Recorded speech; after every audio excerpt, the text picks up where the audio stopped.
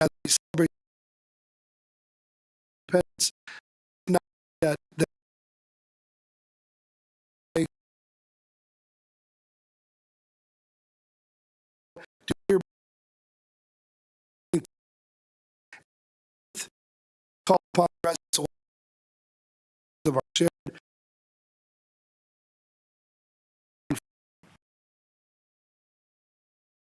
with Josh,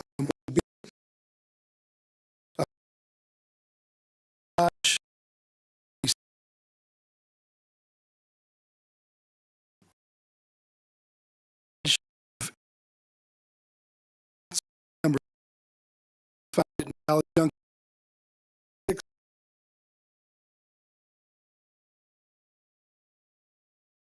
contributed to the city of West Des Moines.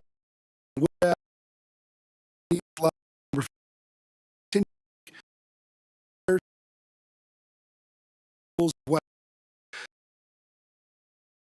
history of around who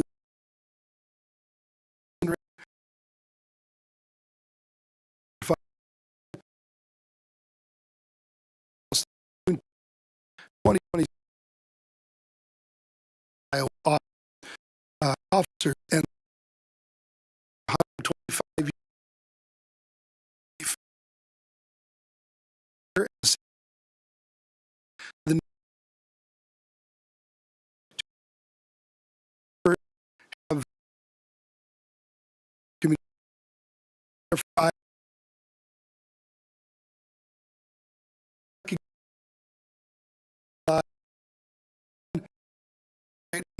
20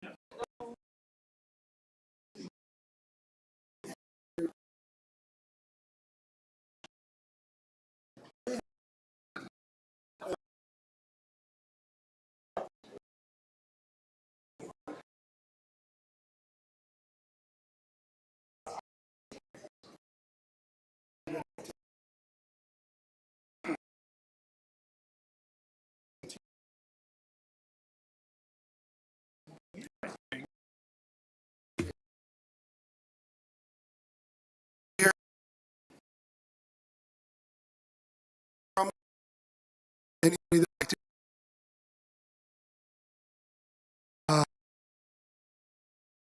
which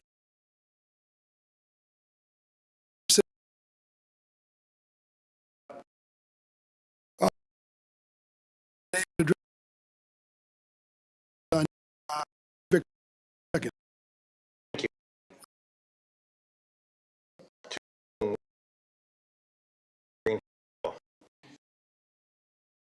Mr. Mayor,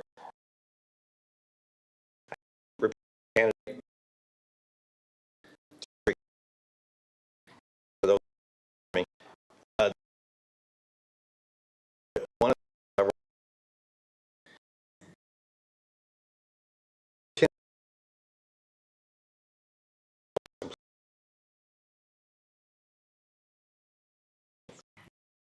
last show about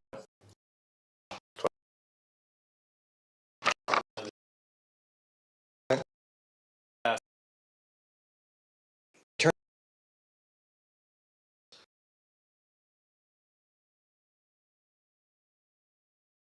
anyway. Say, gotta be kidding. And I believe most way and the sales will help fund help. Um,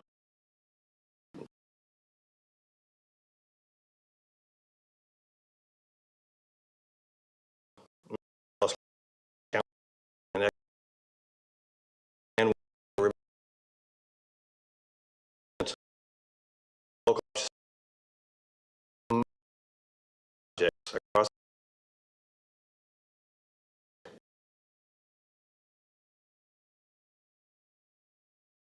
the county.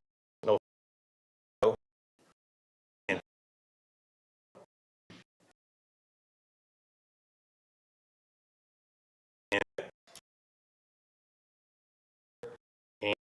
probably the highest revenue out of the county shop there. So, you know, I want to make sure it's a I'll thank you. Make I know 20 million.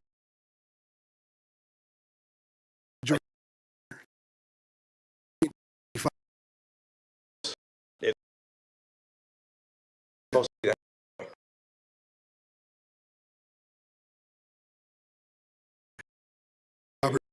Any for since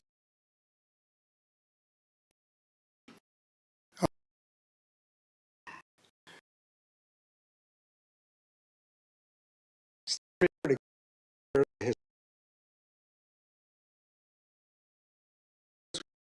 two or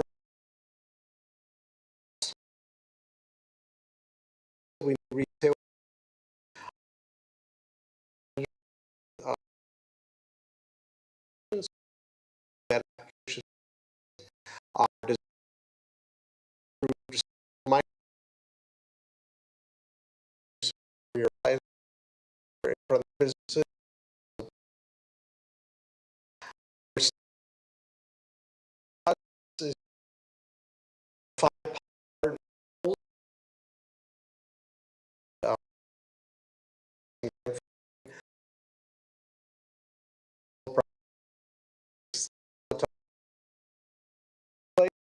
uh, Saturday we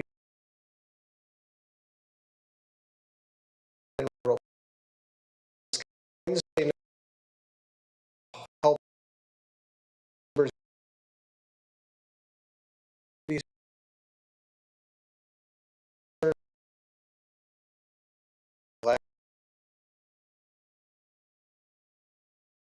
yeah, that's very sure have entering the our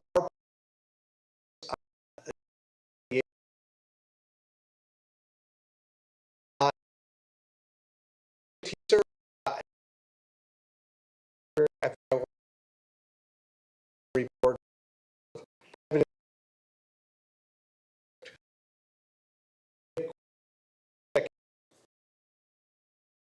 Read it all.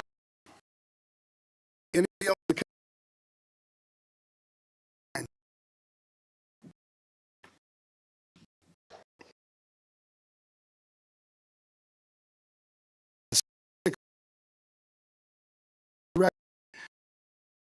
Lot for city council.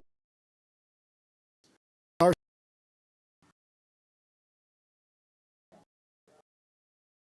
Once. Oh,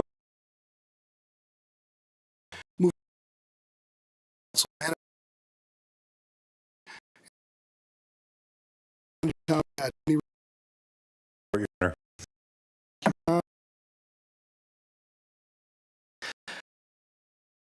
things we I'm about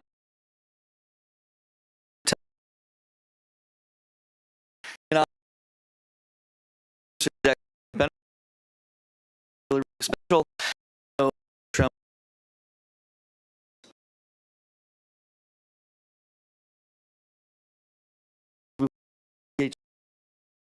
for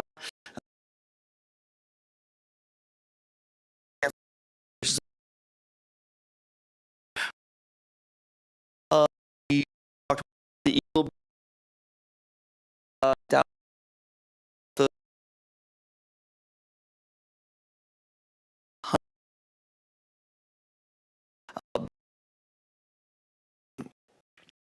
I was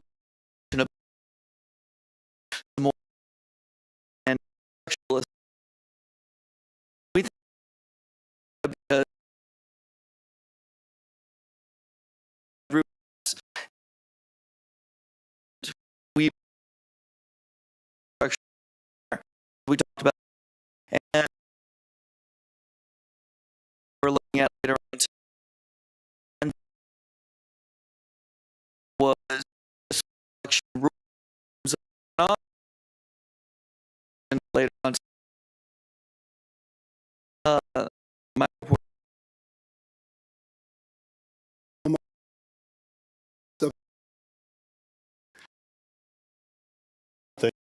Uh,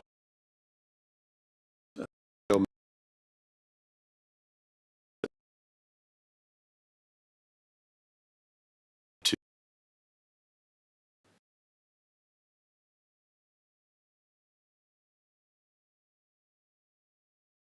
this,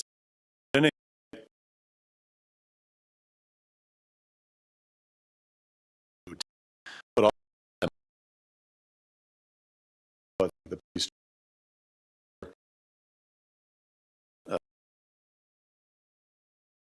is continuing to interest for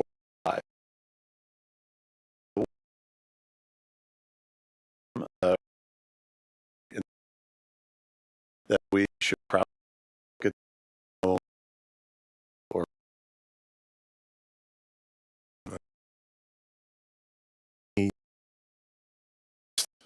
make consider and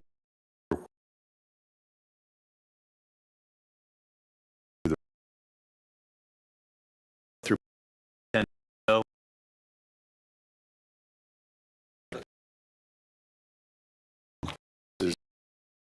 for others get in or see we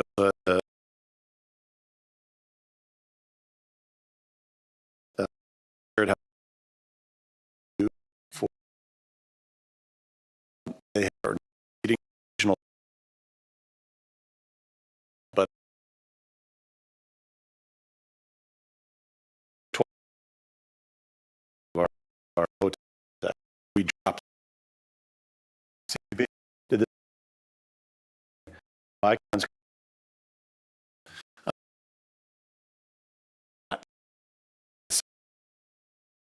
I don't exactly what it is. Going ahead, we all be take the act into mind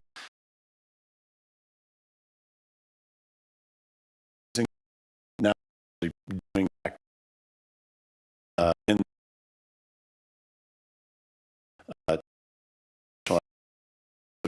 clean up area. Uh,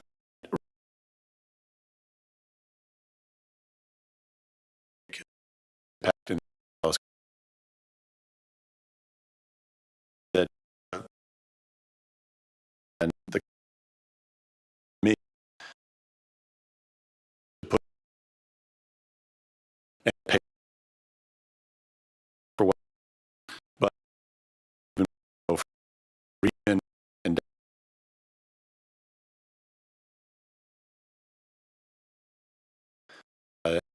as you know, excited that I need to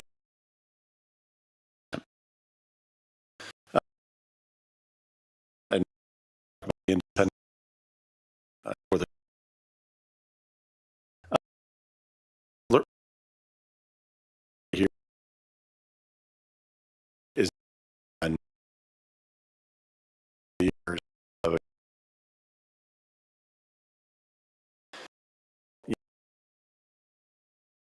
Yeah,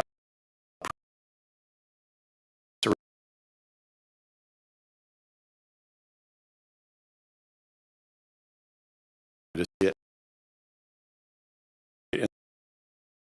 and it was just I understand like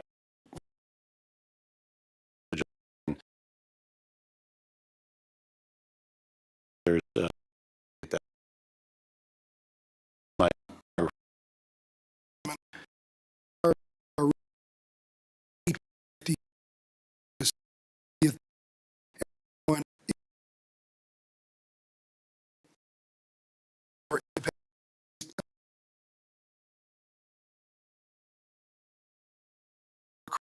ice down valley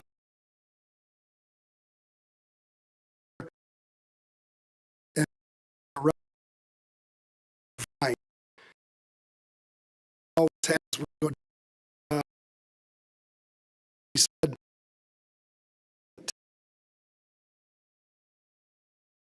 pregnant and at J Theater are going to some community management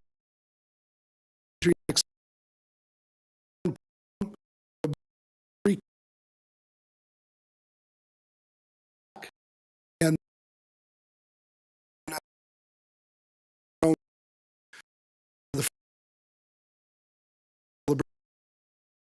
the and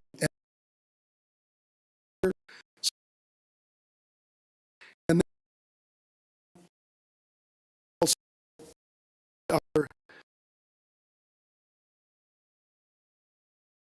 towns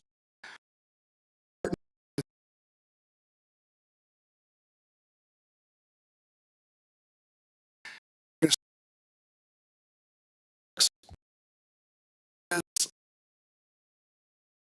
going and over we hope to all and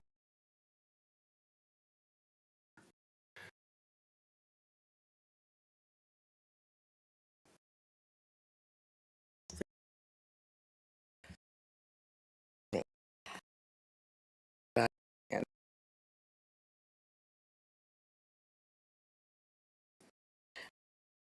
with one imagine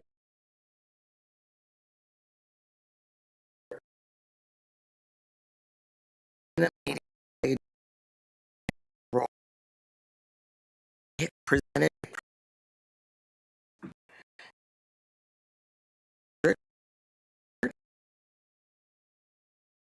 as service quality performance passing 1,000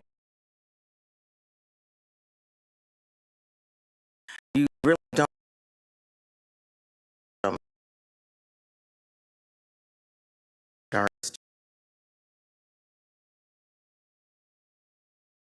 After that, I already given my case. So, when I were I could speak from urban,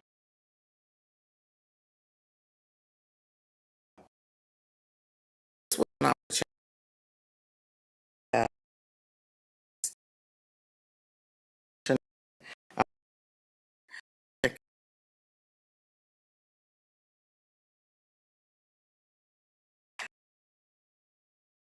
to give us a human recognition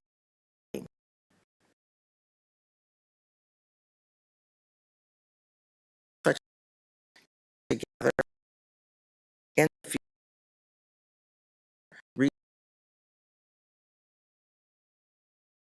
Frequently, think big and all facing is the same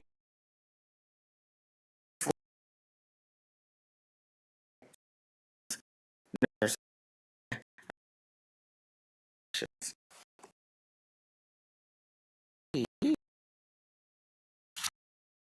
I step out is that our work in um,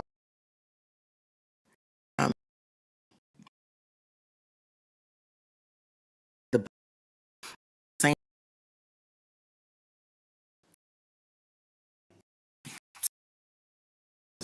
on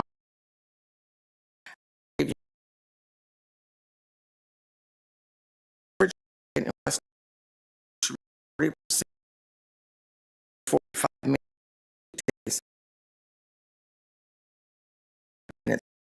and West Des Moines, 112 more jobs the 40 days and 54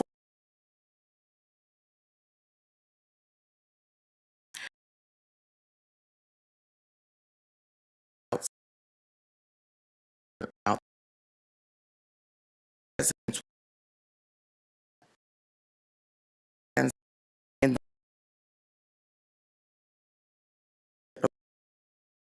city percent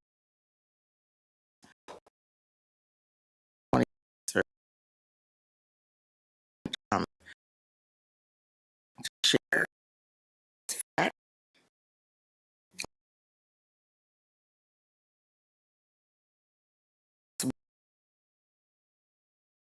improve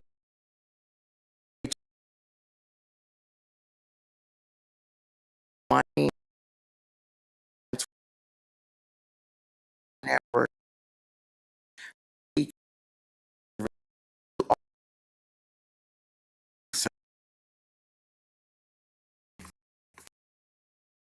Is the best for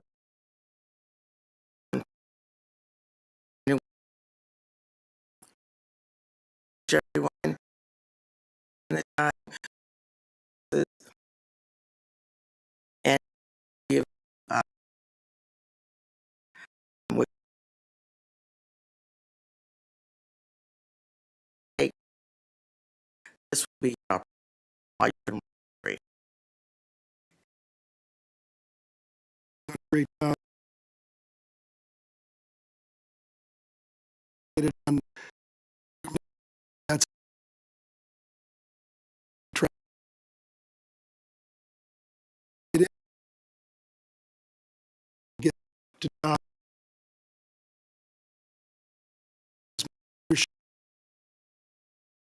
A bit of that, but so the council No time.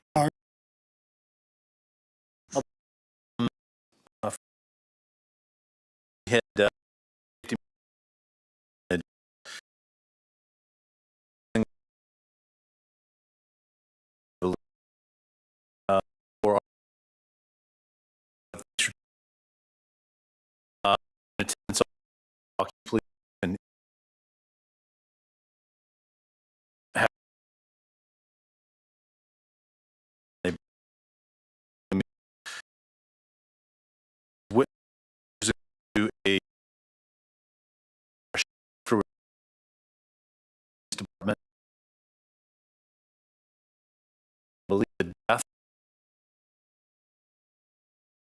of equipment the who's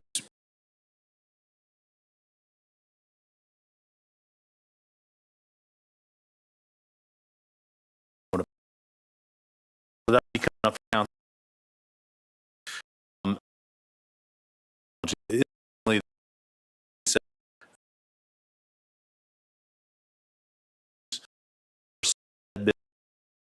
across new on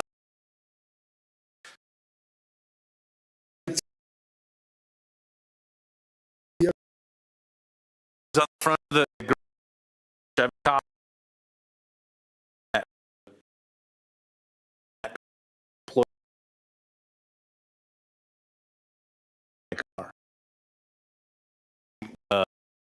Video occurred count the vote.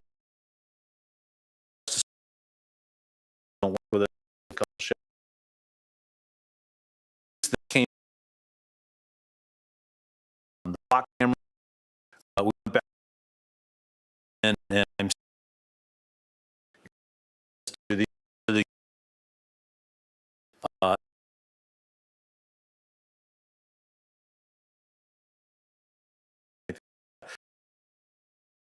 there is action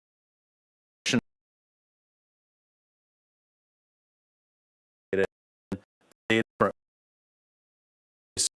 that have so talking about I think for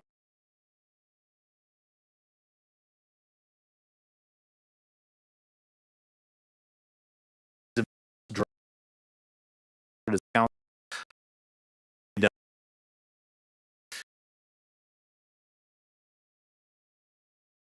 activities and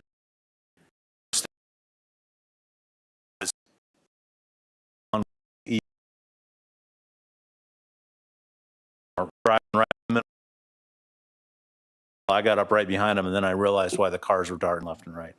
I've witnessed, kids will be kids. I was a kid too, right? But somebody's kid's going to get killed unless we try to do something here. And I think there's an education campaign for parents that we've got to do. I think there's a number of things, but we asked staff at this subcommittee meeting to let's put some answers down on paper and then evaluate them at the next subcommittee meeting. And Greg, do you have anything you want to add to that? Yeah, you mentioned the education piece. I think it was a few months ago where we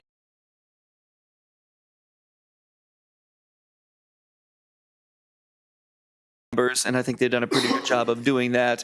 But the education piece is going to be helpful, but I think other communities are discovering maybe there's more to be done in other avenues. Yeah, I think there's things we can do here. So we'll be taking that up and looking at that. I mean, I literally sit on my deck at my home across the street from the EP True bike trail, and I watch probably the same kid, 14-year-old kid, ride a wheelie down the bike trail going 40, 50 miles an hour. Somebody's going to get hurt. So I'm generally not in favor of trying to regulate everything, but this is one that I think we need to take up. I've got a pretty steady stream of people that reach out to me about this issue. I mean, it's just been kind of a slow drumbeat of, what are we going to do? And, it's too bad that we couldn't address it as a metro through the MPO, because what I don't want to have is this patchwork of laws throughout so that somebody says, well, this isn't a violation in Waukee. I was at my friend's house in Waukee, and you're allowed to do it in Waukee. How come you can't do it in West Des Moines? Or you can do this in Ankeny, but not, So I'm a big believer it needs to be looked at from a bigger perspective so that we don't have this patchwork. But other communities are taking it on. We're having our citizens take a look at this and say, when are we going to do something more than, an education campaign? And I don't disagree. It's time to act, but it's tough when you have a patchwork of laws, throughout the metro. But well, and this is a tough one to enforce too, because you got a 14-year-old kid on one of these on the bike trail. You can't chase him down with a police cruiser, right? Right. That kid will just run and get in a wreck and probably hurt himself badly. You can't.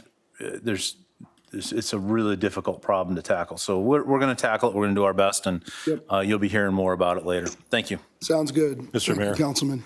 Yes, sir. I forgot to, I wanted to, you're probably all well aware of it, but I see there's some folks that aren't in the community that the State Street mandatory water warning is still out, that you can't irrigate your yards. You just use the hand. You could water if you got plants that you've, flowers and new trees that you've planted, you could use it by hand with the hose.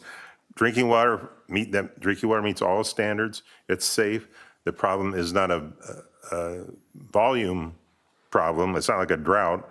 It's like a pollution problem with the river Raccoon staying, it dropped down briefly under 10 milligrams and it's shot right back up. So this is gonna be a challenging summer nonetheless. And so we're continuing, we're cooperating as a city as much as we can and going the extra mile in different places. So we're working closely with our water department, of course, and we'll stay in touch. So hopefully the nitrates will drop in the Raccoon enough and the Des Moines where this can be ended, but we're still there. And my understanding is, and a lot of education needs to still be provided on this because a lot of people are just unaware of why we have this watering ban put in place. How come we haven't had it in the past? Why are we now having it? My understanding is that when you have the Raccoon and the Des Moines with both elevated nitrate levels above safe drinking water standards, that they've got to put this in place because they don't have the treatment capacity to be able to treat all of what's being demanded in the way of water use.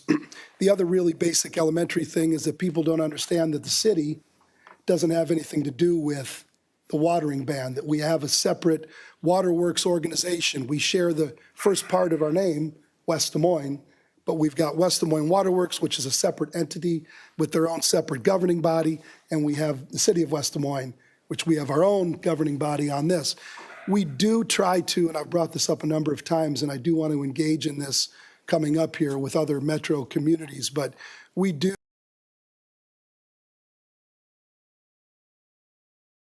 in the city applying for different water quality grants. We're doing something pretty substantial. It's like a public-private partnership down at Legacy Woods. That's going to make a big difference. We've done something out here at the city pond, I know. We've done stream bank stabilization all over the city. Anytime we can do water quality improvements where we can clean up our water before it gets into the rivers and the streams, we're doing that. That's our role, that's our part. And I'd like to engage the other member communities in the metro to try to see if we can figure out. We can definitely do that, but we have nothing to do with treatment and distribution of water. That's all West Des Moines Waterworks and Central Iowa Works as well, and they're doing the best they can. The other thing I do want to say is there's a big myth with the data centers and how much water they end up using. We have Microsoft here in our community. We're very proud to have Microsoft here. They are very good from an environmental standpoint, always working on being more efficient and effective with their use of water. We've challenged them to do that in the long relationship we've had with them, and they've done such. Microsoft only accounts for about 2% of the total water use in the city. The biggest use of water in our city are all of us watering our lawns. But there is help coming. There are substantial investments that are being made over the next several years to update the treatment capacity. And I know that the state legislature, the governor, as well as Secretary Nag, just provided a reshuffling of some of the money that we put towards water quality improvements.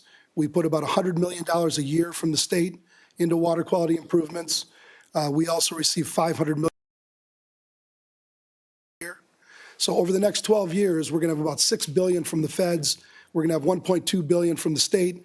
And specifically, they made an allocation of $25 million to Central Iowa Waterworks, which is going to go to double their treatment capacity within the next 3 years. So help is on the way. It's just not getting here soon enough.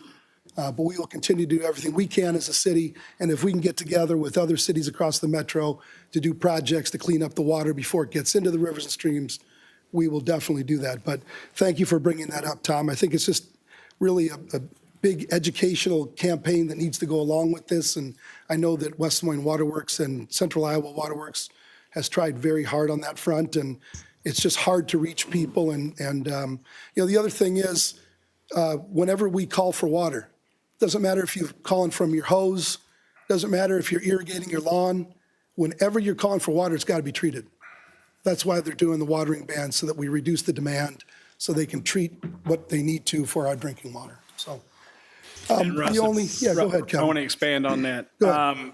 If anybody's been out to Raccoon River Park, the softball field's out there, I want to stress that that is irrigated not with potable drinking water. It is irrigated out of the lake.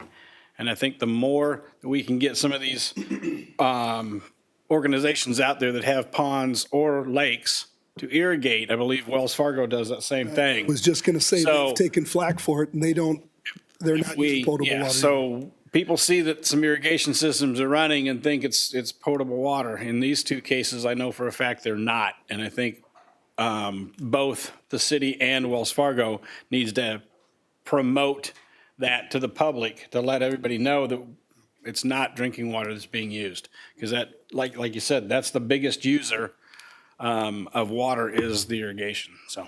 The other thing I'd say is, people have said, well, West Des Moines has aquifers. Why not use the aquifers? Why can't we just continue to water using the aquifers? And the answer on that one is, number one, not everybody in the city is served by the aquifers. So, you'll have some people being able to water, some that don't. It's just confusion on enforcement and all kinds of things. What gets water, we get water from different, some of it's served by the water plant from the Jordan Aquifer, and others from the blended from Des Moines, so it's just more complicated. Yes. And it's an enforcement issue, and it's difficult. And right now, there is one city that has an exception to the watering ban, and that's Grimes, and they will not once they connect to the system. But right now, they're not connected to the system, and they are on an aquifer as well.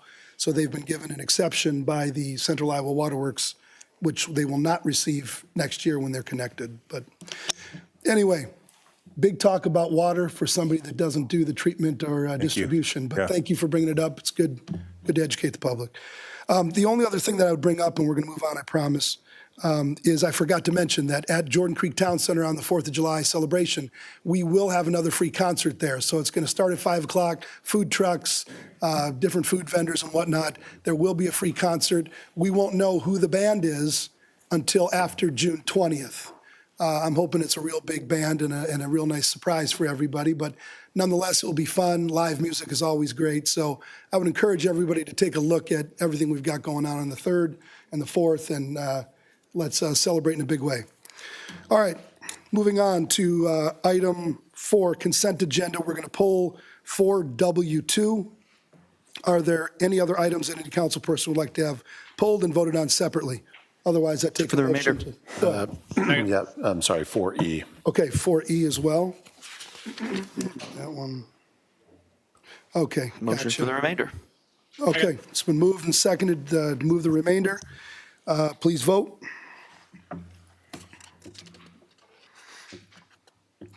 Five yes. Okay, item 4E is approval of retail tobacco permits. Does somebody want to move approval of that? moved. Okay, it's been Second. moved, it's been seconded.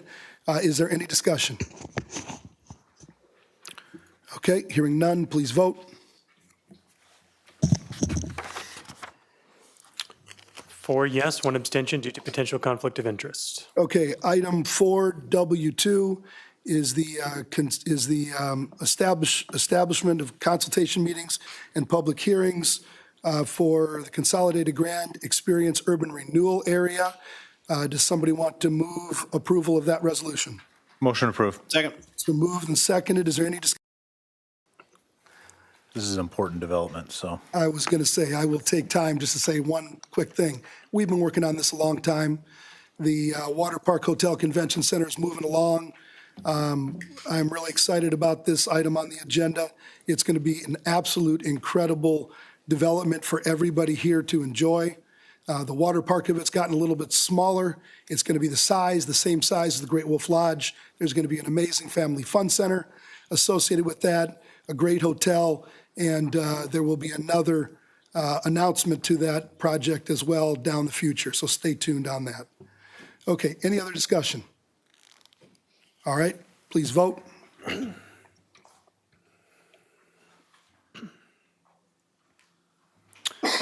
4 yes, 1 abstention due to potential conflict of interest.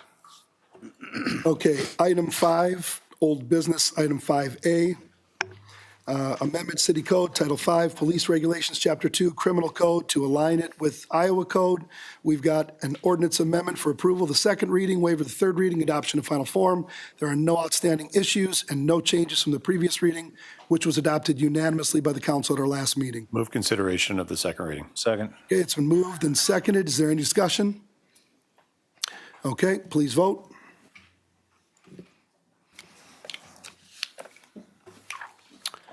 5 yes, an ordinance amending the city code of the city of West Des Moines, Iowa, 2024 by amending Title 5 Police Regulations, Chapter 2 Criminal Code. Move approval of the second reading. Second. Okay, please vote. 5 yes.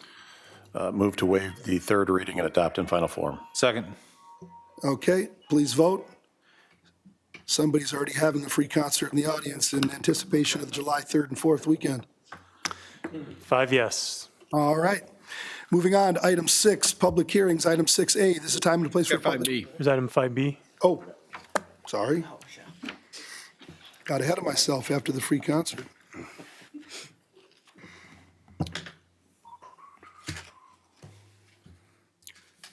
Yeah, I don't have a 5B. I don't have a 5B. In my packet. Okay, it had gotten missed initially, Oh, but it was added after it was caught. Doesn't say you want mine. all right, here we go. Item 5B, Amendment City Code, Title 1, Administrative, Chapter 9, Municipal Elections, of course. Repeal and replace Section 1 to become a Chapter 45, City for Elections.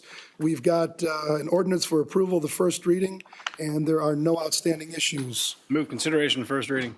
Okay, is there a second? Second. Okay, it's been moved and seconded. Is there any discussion on the dais? Sure. So Councilwoman Elliott and I had a good discussion about this, and I think when it comes to what kind of style election we have in the city of West Des Moines for municipal elections, for that's mayor and city council is what we're talking about specifically. And Iowa Code, if you look through the packet, only gives 4 options. I think 2 of them are not particular of interest, and that leaves the way that we're doing right now or the proposed change as recommended by our delightful city clerk, Ryan Jacobson, as well as city staff. And so we talked about this a couple Wednesdays ago at the Finance Administration Subcommittee meeting. And I know that perhaps Councilwoman Elliott will have something to share here in a second. The concept of the runoff, it's been something I've been wrestling with a little bit. And when it comes to a local democracy, 50% plus 1 is kind of the thing that we've been doing. And even if that takes a runoff of 2 candidates, if it was 3 before, I asked the question, outside of special elections, how many times have we actually seen a runoff in the last 10 years? And we haven't really seen any in the last 20 years, and we haven't seen any. So these are very, very uncommon. So that doesn't preclude the notion for the future that it would happen. And The last one was 2012 or 2013, somewhere in there. So it's been 10 years, and then 15 for the issues. previous 10 years, there had been 1. So it's just very, very uncommon to happen, unless there's another one Well, that. we've seen, Councilman Trevilian had one when he. Yeah, that was the When I last first ran runoff 20 election. years ago, there was a runoff. Yeah. And when I ran 4 years later, I believe there was a runoff. Yeah, so we've seen it a So number we've of seen it. times. So more few times, specifically, yeah. to my point, in the last 10 years, we haven't seen one. And for the previous 10 years, there had been a couple. So they're not common. That's what I'm trying to think. But thank you for making sure we're clear on the actual facts of what happened. And so to that end, I am comfortable moving forward with 5B at this time. And so that's why I voted to advance it from the Finance Administration Subcommittee meeting.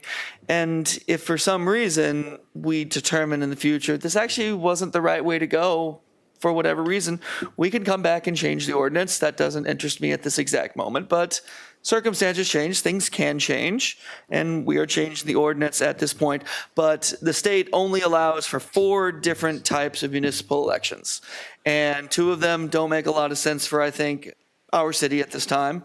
And then we have the one that we're currently at and the one that's proposed, and so I'm in favor of moving on with this change, where the person who gets the most votes, even if it's 30%, even if it's 40%, they will become the next city council member or mayor or whatever. So there's my comments. Well, I think it makes a lot of sense. We have had it since Kevin and I have been on the council. We've seen it a number of times, and, you know, I've talked to Jamie Fitzgerald from Polk County. We're like one of the only cities that continues to have this runoff, and, you know, it's can be very costly for the taxpayer if there's more than two people running. You're almost, especially if one of them's not an incumbent, you're probably going to have a runoff.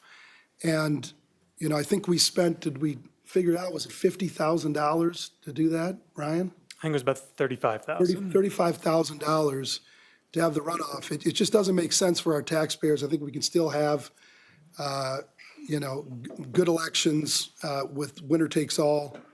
You know, I don't love the number of signatures that you got to have. It seems like a pretty low bar, right, compared to what we have. wards versus at large. But my understanding is that it's 75. 75 signatures. 75. Yeah, But which, that's, like you said, this is what's offered in state code. We have 4 different options. 2 of the 4 options, one of them is what Ankeny used to have, which is a primary. And so if you have 3 people run, then you have a primary to decide, you know, who are the 2. So you for sure have 2 elections there. The one that we do, you potentially have 2 elections. So it just, the one that we're going to now is what a lot of other cities are doing. It's going to be the smartest for the taxpayer. It's going to be the best for the people that are running so that they don't have to have 2 different elections. And how many people didn't know that you were up for election again and the second time, right? So anyway, I appreciate you looking at it. I appreciate all the discussion that I'm sure went on in F&A and what we have before us. So, It also will hopefully prevent having to campaign in a blizzard, which I had to do. yes, yeah, that's not enjoyable, I can't imagine. But democracy doesn't stop for winner. Does not stop the winner. Nope. I think it just makes total sense for West Des Moines to continue to be the only outlier who actually has that runoff scenario. If we are to be good stewards of our taxpayer dollars, it just doesn't make sense to spend money that could be diverted and needed elsewhere. So it makes total sense. Greg and I are in total agreement to move forward. Well, thank you guys for all the work and for bringing this forward. Is there any other discussion? Oh, and it should be said Go ahead. that I think questions were brought up. What if, could we take maybe part of this system and part of this system? And that's just not allowed under interstate code, because I know for an at-large, which is just triple the amount of voters compared to a ward, shouldn't we raise the threshold for signatures for that? And that does make sense. We are just not allowed to do that. So we couldn't take that signature thing from here. Could we have a runoff 1 week later instead of 1 month later or something like that? Can't do that because that is specified. So there's not really a lot of wiggle room, because I bet we could take components and create a really, really solid system, but we do not have the ability to do so under state code. So here we are. We have the 2 choices, and I'm in favor of moving on to the one that we're voting on in a second. Perfect. Okay, with that, please vote.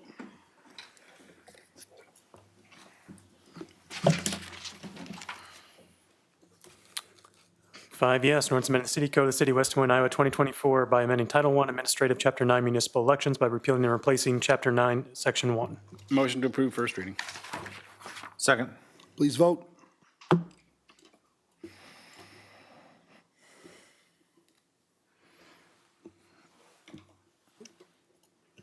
Five yes.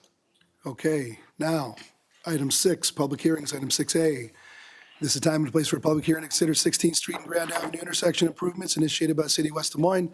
Ryan, would you please read the date the notice was published? May 29th, 2026 in the Des Moines Register. And have we received any written comments to this hearing? None, Your Honor.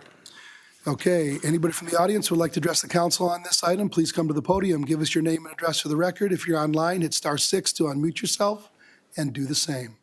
Is there anybody in the council chambers or online that would like to address the council on item 6A?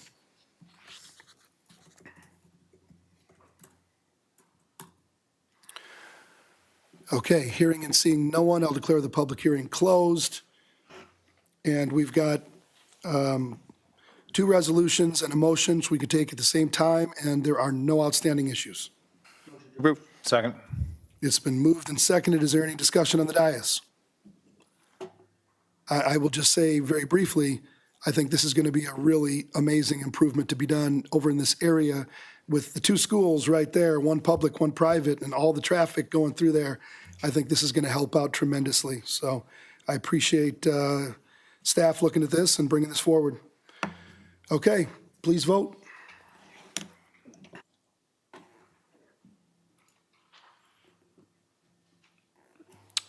Five yes. Okay, item 7, new business. Item 7A, approval of traffic code amendments, angle or diagonal parking, no parking zones, 4-hour limited parking, Walnut Street, 6th Street to alley behind 5th Street and 6th Street. We've got an ordinance amendment for approval of the first reading, and there are no outstanding issues. To the first reading? Is there a second? Second. Okay, it's been moved and seconded. Is there anybody in the audience or online that would like to address the council on item 7A?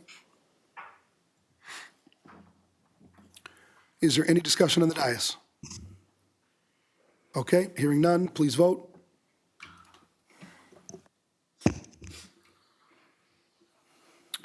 Five yes. Ordinance amending the city code of the city of West Des Moines, Iowa, 2024 by amending provisions pertaining to the traffic code relating to official traffic controls. Motion to approve first reading? Second. Please vote. Five yes. Okay, item 7B, approval of traffic code amendment, no parking zones, various streets. We've once again got an ordinance amendment for approval of the first reading, and there are no outstanding issues. Motion to consider first reading? Second. Okay, it's been moved and seconded. Is there anybody in the audience or online that would like to address the council on item 7B?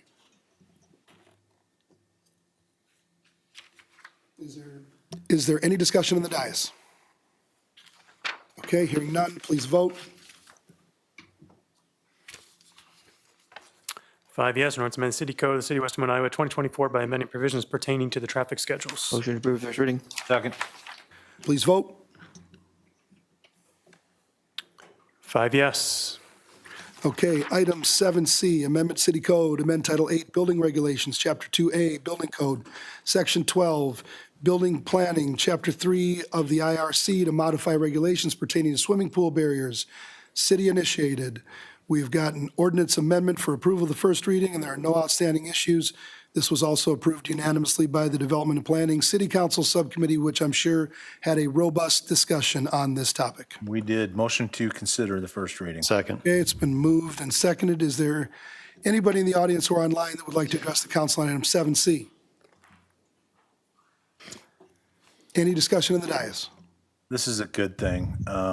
We're, again, following some of the, similar things that have been done in cities in the area. But, if you've got a pool and you've got one of these ASTM F1346 power pool covers, probably don't need to put a $100,000 fence around your house, so.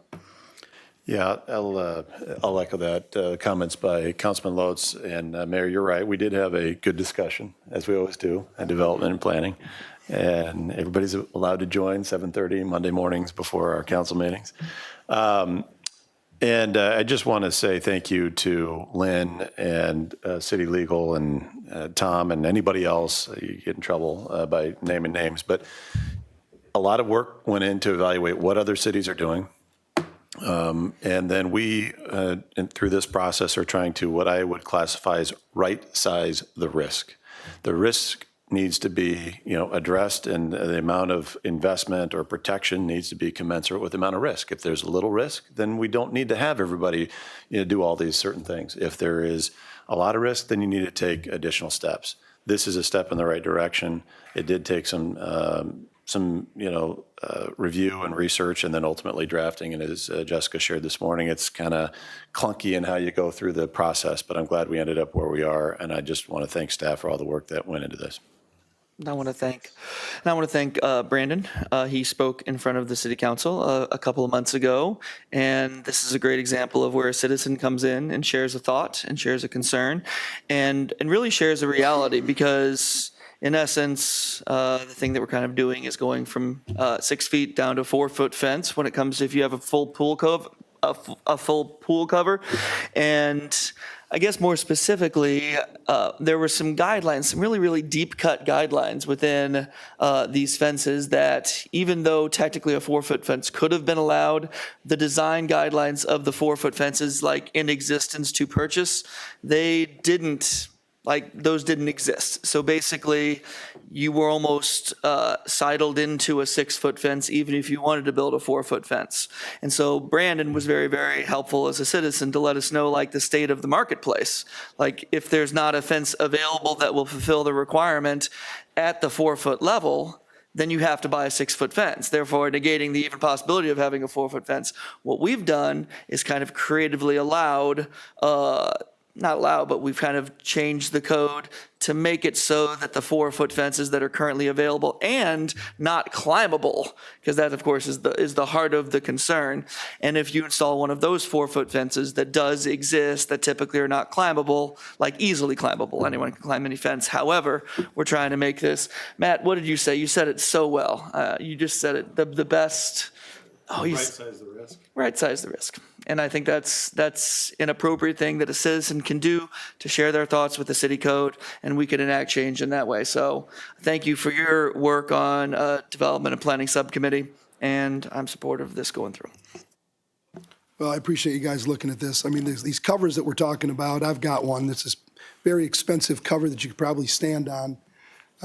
People have said deer could walk across them. So they're pretty safe, but I think the fact that you give the 6-foot down to the 4-foot option, we're still having kind of double coverage, right? We're still ensuring public safety, which I think is a good thing, but giving some relief and right-sizing the risk, as you so eloquently said, Councilman McKinney. So appreciate all your work on the subcommittee, and any other discussion before we vote? Let's vote. Okay, please vote.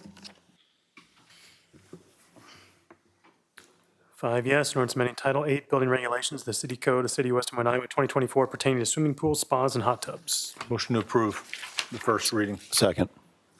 Please vote. 5 yes. Okay, item 8, receive, file, and/or refer. Item 8A, we will receive and file the internal financial reports. Item 8B, we have got the resignation letter from Jill Molyneux from the Human Rights Commission. We want to thank Jill for her service. I know that life is pretty busy, and sometimes people get other issues that they have to deal with and work through, and I think such is the case for Jill, but we really appreciate her service on the Human Rights Commission, and we'll definitely miss her and wish her the best. With that, item 9, other matters. There is one other matter that I do want to bring up, and it was an item that MJ Hogue brought up the other day in regards to the AI that we're looking at using for our community compliance across the city. I know that there's been a lot of research done into that, a lot of conversation between city legal and the company from which we are purchasing this technology to make sure that people's data is safe, secure, private, and it's not being sold or misused in any way, shape, or form. And I believe that we've got that assurance. Councilman McKinney, do you want to share at all on that? Yeah, I do. Thank you, Mayor. And I had intended to bring this up earlier and this and another item. So just briefly, I want to thank the legal team, both Jessica and Greta. And I think Paul Taki had some additional conversations. But in the last week, since we voted on this 2 weeks ago, we gathered additional information. I think it was, I'll call it confirming information, information that confirmed what Councilman Lodes had shared on the dais and what City Legal had shared on the dais. But, you know, it's nothing wrong with double checking. So first of all, the raw data ownership issue, very clearly, Section 3.1 states that City to Detect will not sell raw data to third parties.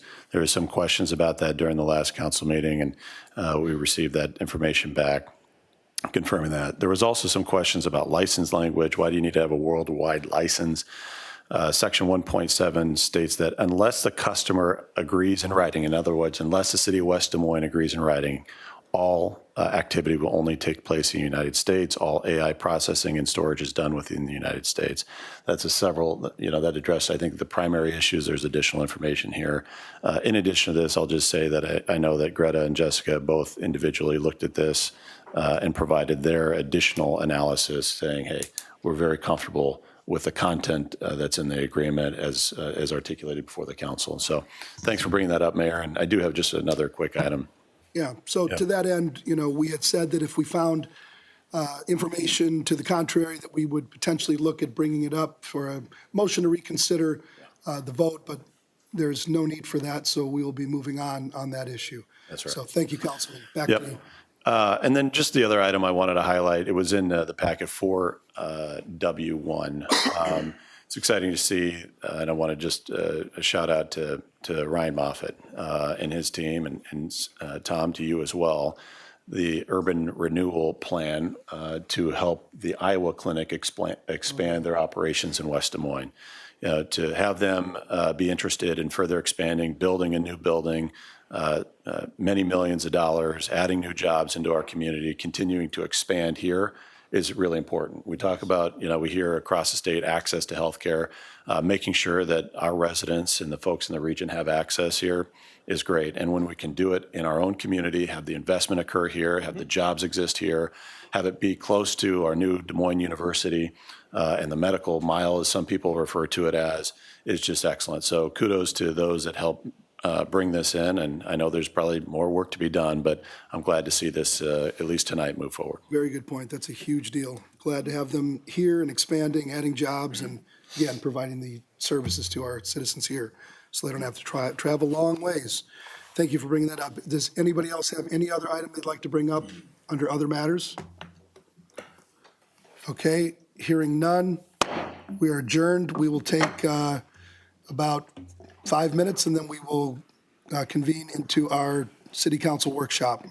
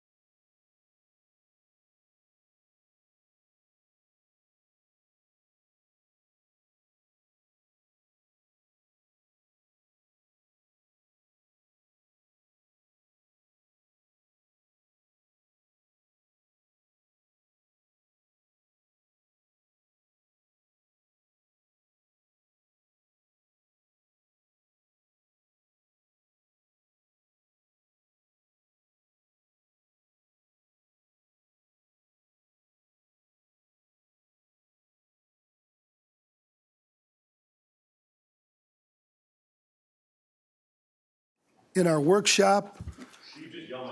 Come on over. I know, I thought you'd hear that.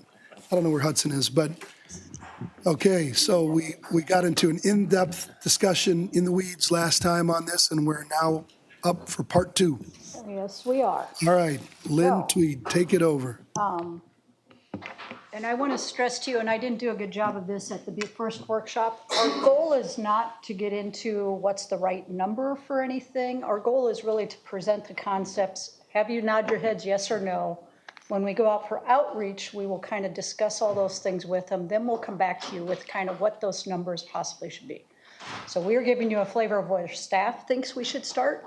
What we end up with in the long run, we'll figure out in a couple months when we get So through all you that. want to see kind of the gist of where we're at, and then you guys will take Yeah. it based on our feedback and Because I don't want to go out and say we're going to reduce all the setbacks if all of you said, no, absolutely not. We want Right. all 35-foot front yard setbacks and rear yards. So we didn't want to do that. So this is really just kind of making sure we're kind of in alignment. Don't need to know the exact details, but making sure we're kind of aligned. Okay, well, Okay. we will hold all of our questions and discussion until you're done with your presentation. Well, you'll know when I'm asking you a question. Yeah, all So, right, we'll see. okay, the good news is this slide deck's about 10 slides fewer than last time. And this one is a few more direct questions to you. So hopefully we can get through this. I just promised Ryan Moffett 7:15. So let's see what we can do. Yeah, AM. So yeah, I didn't clarify that part of it. That's going to be an over-promise, under-deliver scenario. All right, go ahead. So this will probably be the heaviest thing that we will talk about tonight. This is a new residential zoning district that we would like to propose that we adopt. This would be called our blended neighborhood. What this is doing is we have an intermediate residential place type that we adopted with the comp plan that was very intentionally trying to put single-family detached and small multifamily in the same neighborhood along the same street frontage. The whole key to this is keeping the context of what those buildings are so they match and everything fits. So we're going to kind of walk through this. So it's really going to help to try to increase the availability that you can get in a single-family neighborhood, which then expands who can move into that neighborhood. Empty nesters, first-time home buyers kind of idea. It gives us more dwelling units to spread the development cost across. So common sense would say, hopefully we can get some price reductions either in lot or building or both so that we can start dropping some of those costs. Gives us more tax base per acre. And hopefully it keeps us one step ahead of any legislation that wants to prohibit single-family detached residential zoning across the board. So we're trying to take an effort here. We feel we want to do it in a much more controlled way. As you know, they already pushed ADUs on us and said you have to allow them. We're going to try to take an approach that we're proactively trying to do this, stay out of our kitchen, we'll kind of figure it out for ourselves. So key rules to this, and this I need you to keep in mind before we move on to the next slide to show you how this works. This is new subdivisions in greenfield development only. It does not do anything to enable VJ, Valley Junction transition districts. It does not allow you to take an infill lot and do this. It does not allow you to take a larger single-family lot, subdivide it, and do this. This is a new subdivision, greenfield only. It's master planned. You are going to show us exactly where these types of houses are going to go. It's a max. What it's going to do is it's going to introduce fourplexes into single-family neighborhoods, but they can only go in very specific locations. It's recognizing what's there. It's using the exact same lot size as a single-family home has and the same setbacks. So you get the same building envelope, and that's what helps keep us control of the context of what that building's going to look like and feel like as you're going down the street. Okay? Big picture part. So what this does, so this is an example of how this would work. So I have this area outlined in blue. It's an empty lot today. This is where it sits. You can see in the yellow, I have a couple developed single-family developments right next to it. If I just develop this with single family, I can get 192 lots in there, okay? So what we're gonna actually say is, if I come in here and want to do this blended neighborhood, next to the single family, I'm gonna apply a transition buffer. That's gonna say the first 150 feet, you still have to be single family because that's what's developed next to you, okay? So that puts us a little bit into the yellows already as to where those can be. So then we're going to get into what we can do for the multifamily lots. And what it is these are fourplexes that could be going on each one of these. If you look at this, you can do this along the perimeter. So I already showed you where the yellow had to be because they're adjacent to single family. But if I have nothing else developed around me, if I have a street, if I have a railroad, if I have another blended neighborhood, if I have commercial next to me, you can go ahead and put these multifamily at the perimeter of that development. So again, we're controlling what's happening alongside the existing single family, opening the door to a little bit more. So you can come see, we'd come in and we'd say, okay, these orange ones, those are going to be my multifamily fourplexes. Everything else becomes single family. So what this does, and there's a definitive pattern for this, it's you got to have 3 single family lots, then you can do 2 multifamily lots. You have to go back to at least 3 single family lots. You can do the 2 multifamily. So it's keeping a kind of a control as to how much of this can become multifamily. Really about a 70-30 split of a development is what it amounts to. We're going to look at it from block to block. So that street, when you're driving down that street from one end of the block to the next, that's the part that we're looking at with this patterning. So it just kind of helps. When you're driving down, you're really not going to see that much of a difference to it. What this one would do is, if I had 78 acres and I put 192 lots on there, that's 2.46 dwelling units per acre. If I go ahead and go with this route, it gives me 60 multifamily lots with a fourplex on them. So there's another 240 dwellings in this neighborhood, or 372 dwelling units in this same 78 acres.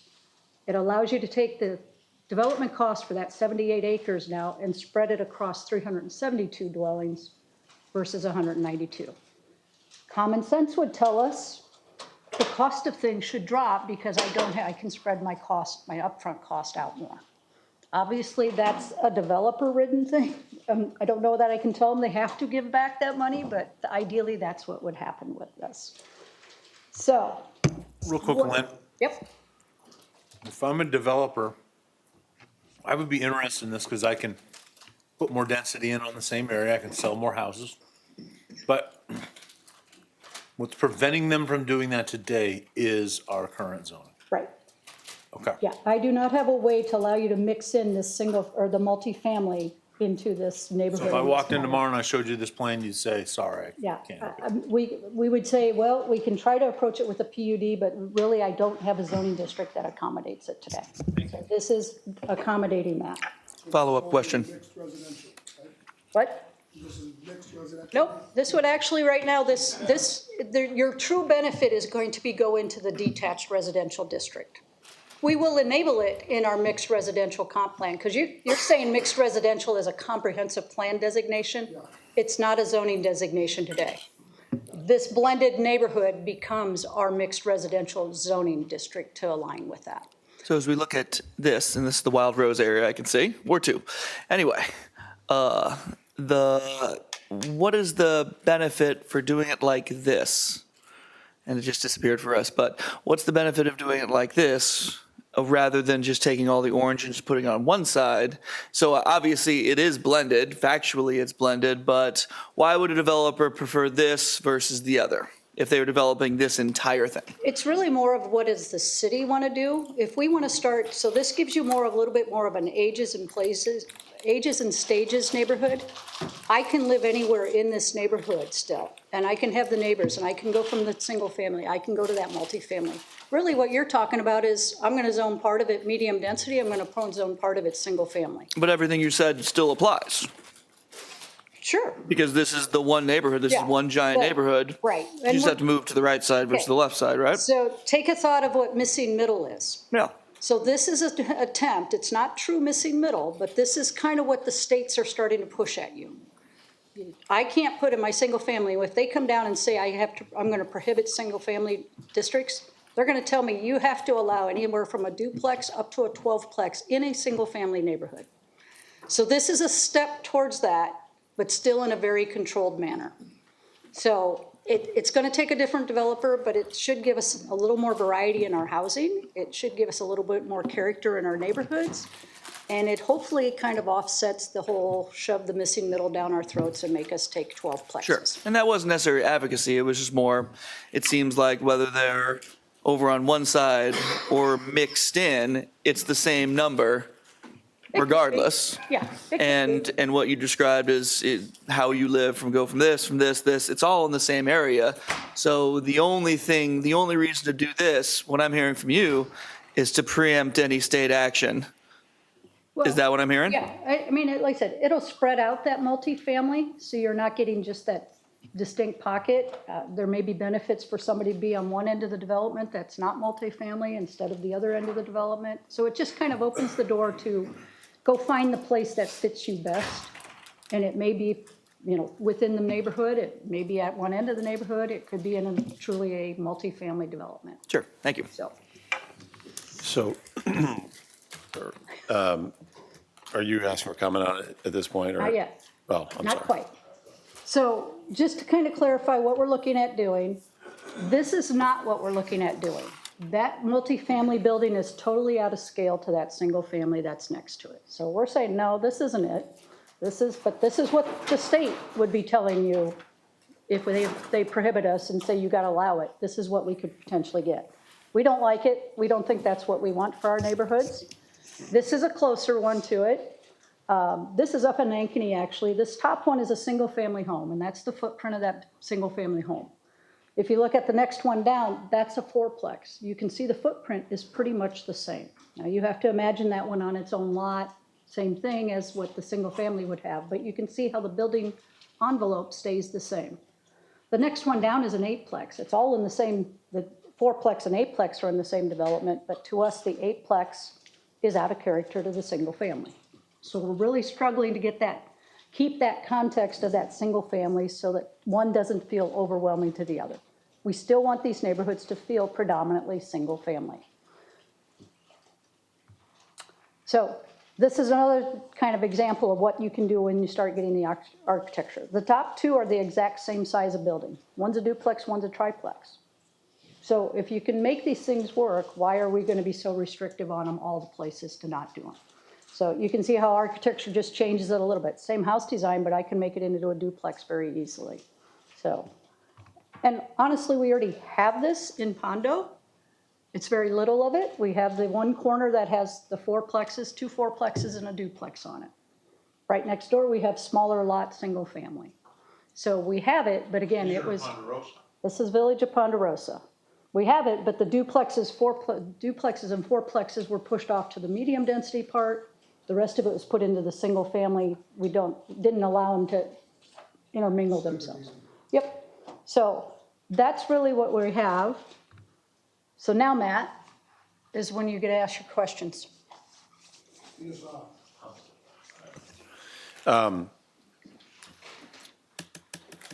I'm curious, this is probably more rhetorical than anything, because I think my guess is you'll probably learn this as part of the outreach to the Home Builders Association and others, but I do question whether or not there will be demand for, as you've outlaid it here.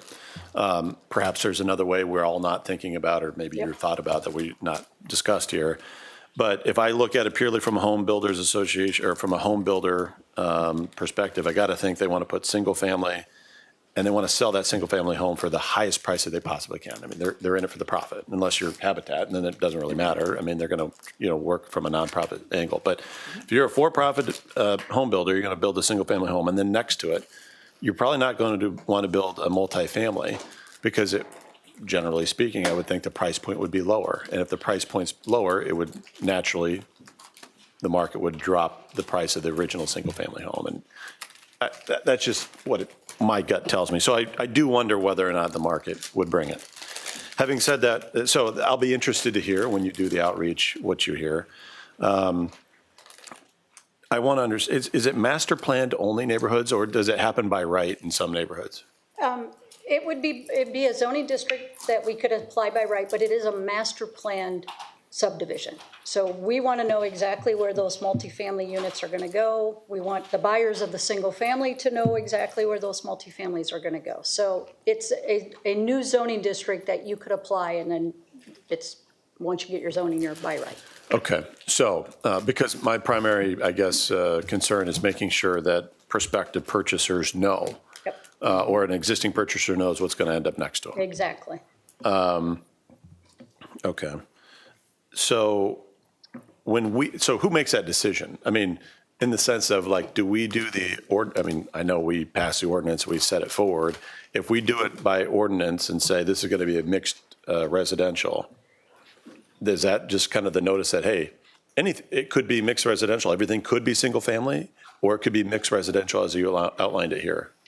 Because we're not really applying that zoning until the developer comes in and tells us what they want. Okay. It'd be a developer coming to us and saying, yeah, I do want to do this. I want that mixed, I want the blended neighborhood zoning to do this. And then Yep. we'd work with them and get the master plan done and everything. set up. Okay. All right. My final point here is, I guess, what I feel like here is, to recap it all, I question whether it'll be market demand. We'll find that out. Right. I really think it's important that we master plan it, so I think that's a really good gating mechanism to ensure people know going forward what will happen. And if there is a market for it, I guess I wonder whether or not we should put our artificial barriers on, whether it's 70% or 30%, 60% or 40%, or whether they have to be 150 feet or 150 feet. I mean, if the market is really going to have this, then maybe we open it up to allow the builder to build in a manner that the market is desiring, as opposed to what we thought 150 is the appropriate number versus 175 or 200. So that's just kind of. And we can look at it too, as right now this is set up to go into our detached residential district. So we're keeping the single family proportion that much higher than the multifamily proportion. As we go into the mixed residential comp plan land use, maybe that number shifts and it becomes a 50-50 or it becomes a 60-40, it becomes a something different. So we're trying to make, respect the intensity of what those districts were supposed to be. When we went through the comp plan, we said, protect the single family. So I said, we're trying to do it in that controlled way to get us there, but still allow a little bit more of that density, get the cost spread out, create more ages and stages neighborhoods so people don't have to move out when they want to downsize. I absolutely love this. I love it. I think this is a way to get affordable housing in West Des Moines. I love the ages and stages. This is something that, no doubt about it, it's buyer beware. I mean, you have to know, I think we've got it right on. It's greenfield development and cornfield. It's not existing single family. You got the 150-foot buffer, which I think makes sense with existing single family that's already there, not zoned single family that's a cornfield. This is really cool. I think this is great. I think this is going to make a huge difference in our city. And I totally agree with what Councilman McKinney's saying.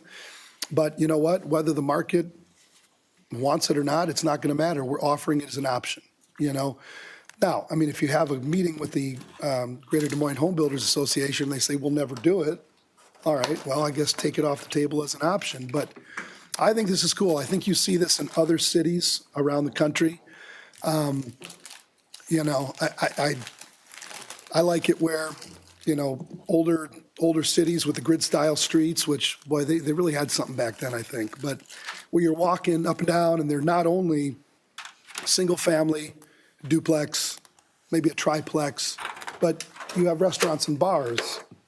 And so it's such a cool neighborhood where people, and I think young people especially want this. And people that maybe are empty nesters where, you can walk to a workout facility, work out, go get a cocktail in a sidewalk cafe on the way home. And it's just really a cool concept, I think. And as long as the buyer bewares, they know that this is the neighborhood that it is, I think this is going to help with that missing middle.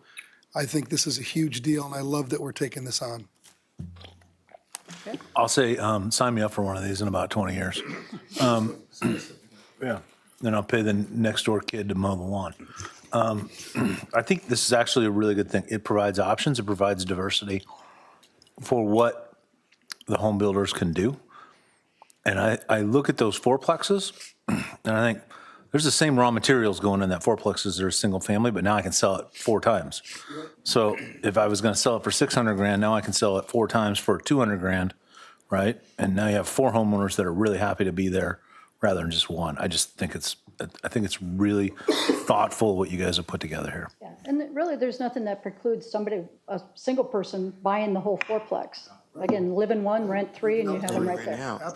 So, I mean, like I said, it is opportunities. We don't believe we really have the developers that will do this in town right now, but they're not gonna come if we don't have any opportunity. But they do exist because they're in They Ankeny. exist. So, like's been said, I think this is a great idea. I love the fact that you're saying, okay, here's a single family, existing single family, so the first, what do you say, 150 has to be single family, that's it. And then by putting pockets of fourplexes in and around the single-family neighborhoods, I think is great. And again, we're not telling a developer, this is what it's zoned, this is what you have to build. Right, This is what it's zoned, build what you want. yeah. It gives the developer that option, if it is something you want to do. And again, I don't know that we're going to say you absolutely have to go, 70-30. Maybe it is a 90-10 for the developers that want to do it. They may be something they start out more slowly with.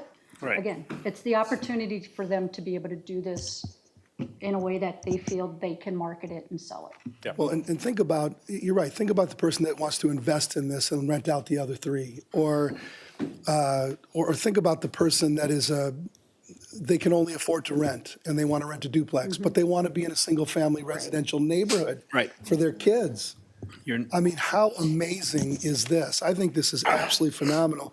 My only question to you would be, when it comes to duplex, triplex, fourplex, quadplex, whatever, do we want to mess it all around with, based on a certain square footage of the lot, you can do this many dwelling units? Like I was thinking, like a square footage of the lot. For X amount of square feet, you can do this many units. So that the size of the lot basically dictates whether or not you can put a duplex, triplex, quadplex. Well, the what I'm goal saying? here is to keep the single-family lot size and the multifamily lot size identical. So that building envelope Okay. is identical. And there'll be some design parameters in here. We don't want more than 2 doors facing the street. So even if I'm a fourplex, 2 of them have to go along the side or towards the back. There's some design parameters to come in here that just helps enhance it more as a single-family home. Even though it may be a fourplex, when you look at it from the street, you're not realizing it's that fourplex. So there's a lot of little details that come with this. Again, that's what we would like to talk to the home builders about, the developers about, and saying, where are the things we need to control, where are the things that maybe we don't? But Okay. the ultimate goal is that street context, what you look and feel like when you're going down Okay, the street. gotcha. Yeah, I think that makes a big difference when you have the same size structure. Yeah, I mean, why does it matter if it's, right. Yeah, that 2 one, families living in there? we don't want this where it looks really multifamily. Yeah. We don't want an eightplex sitting next to it. So there's no allowing, you do not get to combine your lots and make a bigger home. Yeah, I think gotta the work only within your issue, lot. I think the only issue you're going to have here with allowing anywhere from a duplex up to a fourplex is the parking. And that's part what they would have to solve. Okay, But there's ways to do it. all right. So, Councilwoman Elliott, you want to comment on it? I love this concept because I think, I'm going to give a different perspective. People are longing for a sense of community. By creating opportunities to address our housing shortage, but allowing people to be in a community. And individuals will choose to live there because of the community aspect. So I love the idea. It'll give us an opportunity to provide more housing, which is desperately needed. I know everyone up here knows the importance of affordable housing. This is going to allow for attainable housing. So I love it. thank you. Councilman Dutson? Why, you had said earlier, and maybe I misheard you, you had said this doesn't really address the missing middle issue. You said something to that extent. Did I mishear you? Well, missing middle literally is, like I said, you are opening the door to any size structure up to like a 12-plex, a small apartment building, to go in your single-family neighborhoods. Typically, without any control, it's just a by right, you can go in and build whatever you want next door to a single-family home or whatever. Well, building a 12 apartment building, that's not really missing middle. Oh, that's what missing middle is. Okay.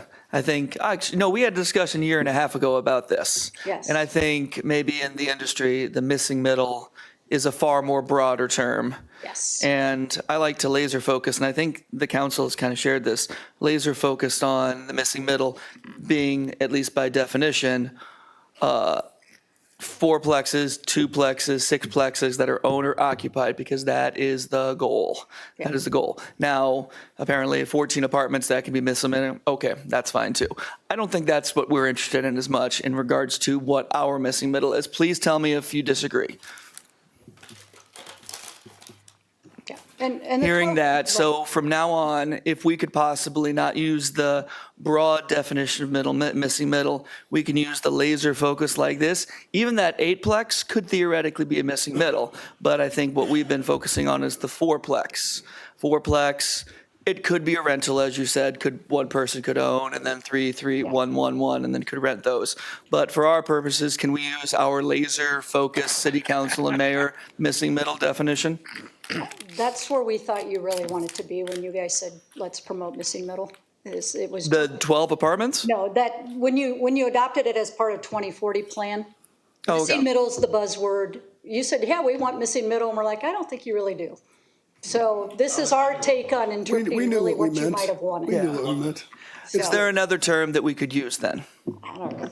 Yeah, duplex, triplex. Blended fourplex. neighborhood. Because there's really three things. There's single family, there's apartments, and then there's this missing middle where people desperately want to own their own property, own their own home, but that is missing. That's not only not affordable, but also attainable. That's the real missing middle if we're just talking about three different things. And I think we're on the same page, but I just want to be clear. So when you said this isn't exactly missing middle, you were using the industry broad term, Right. not our laser focus. Not like I said, not what we believe the council really was looking for when they adopted Okay. 2040.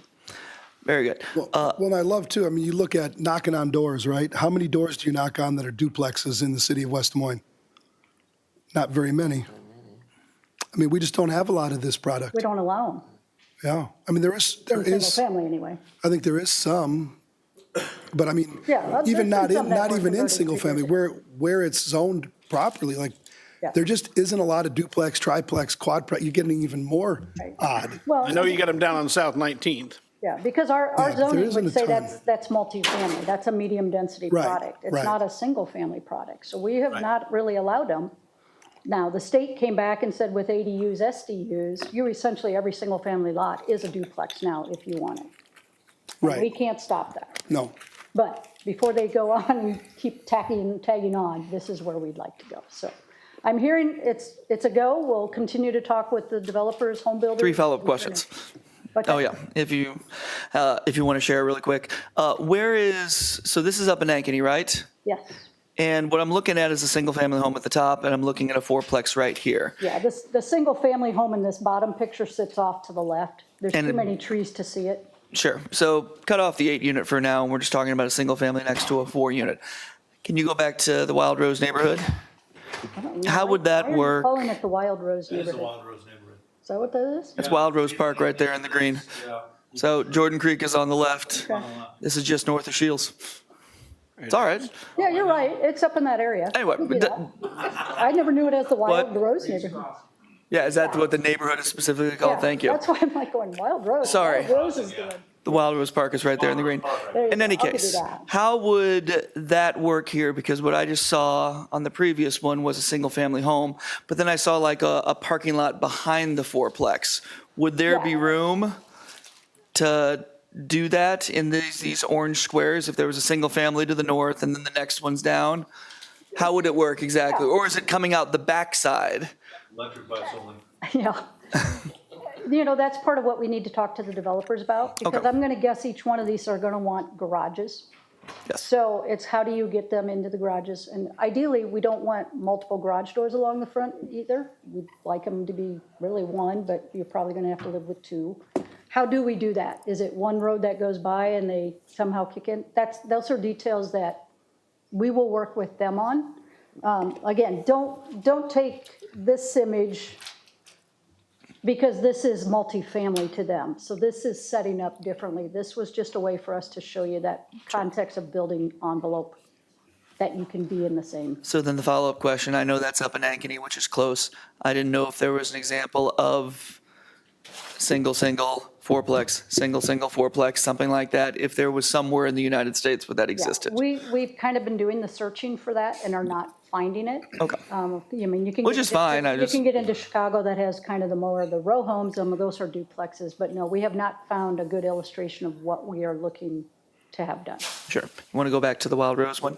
So I had asked earlier about what if, what if all the orange ones were over to the right side? It would still be the same development and they'd all be in the same neighborhood, sharing the same park and whatnot.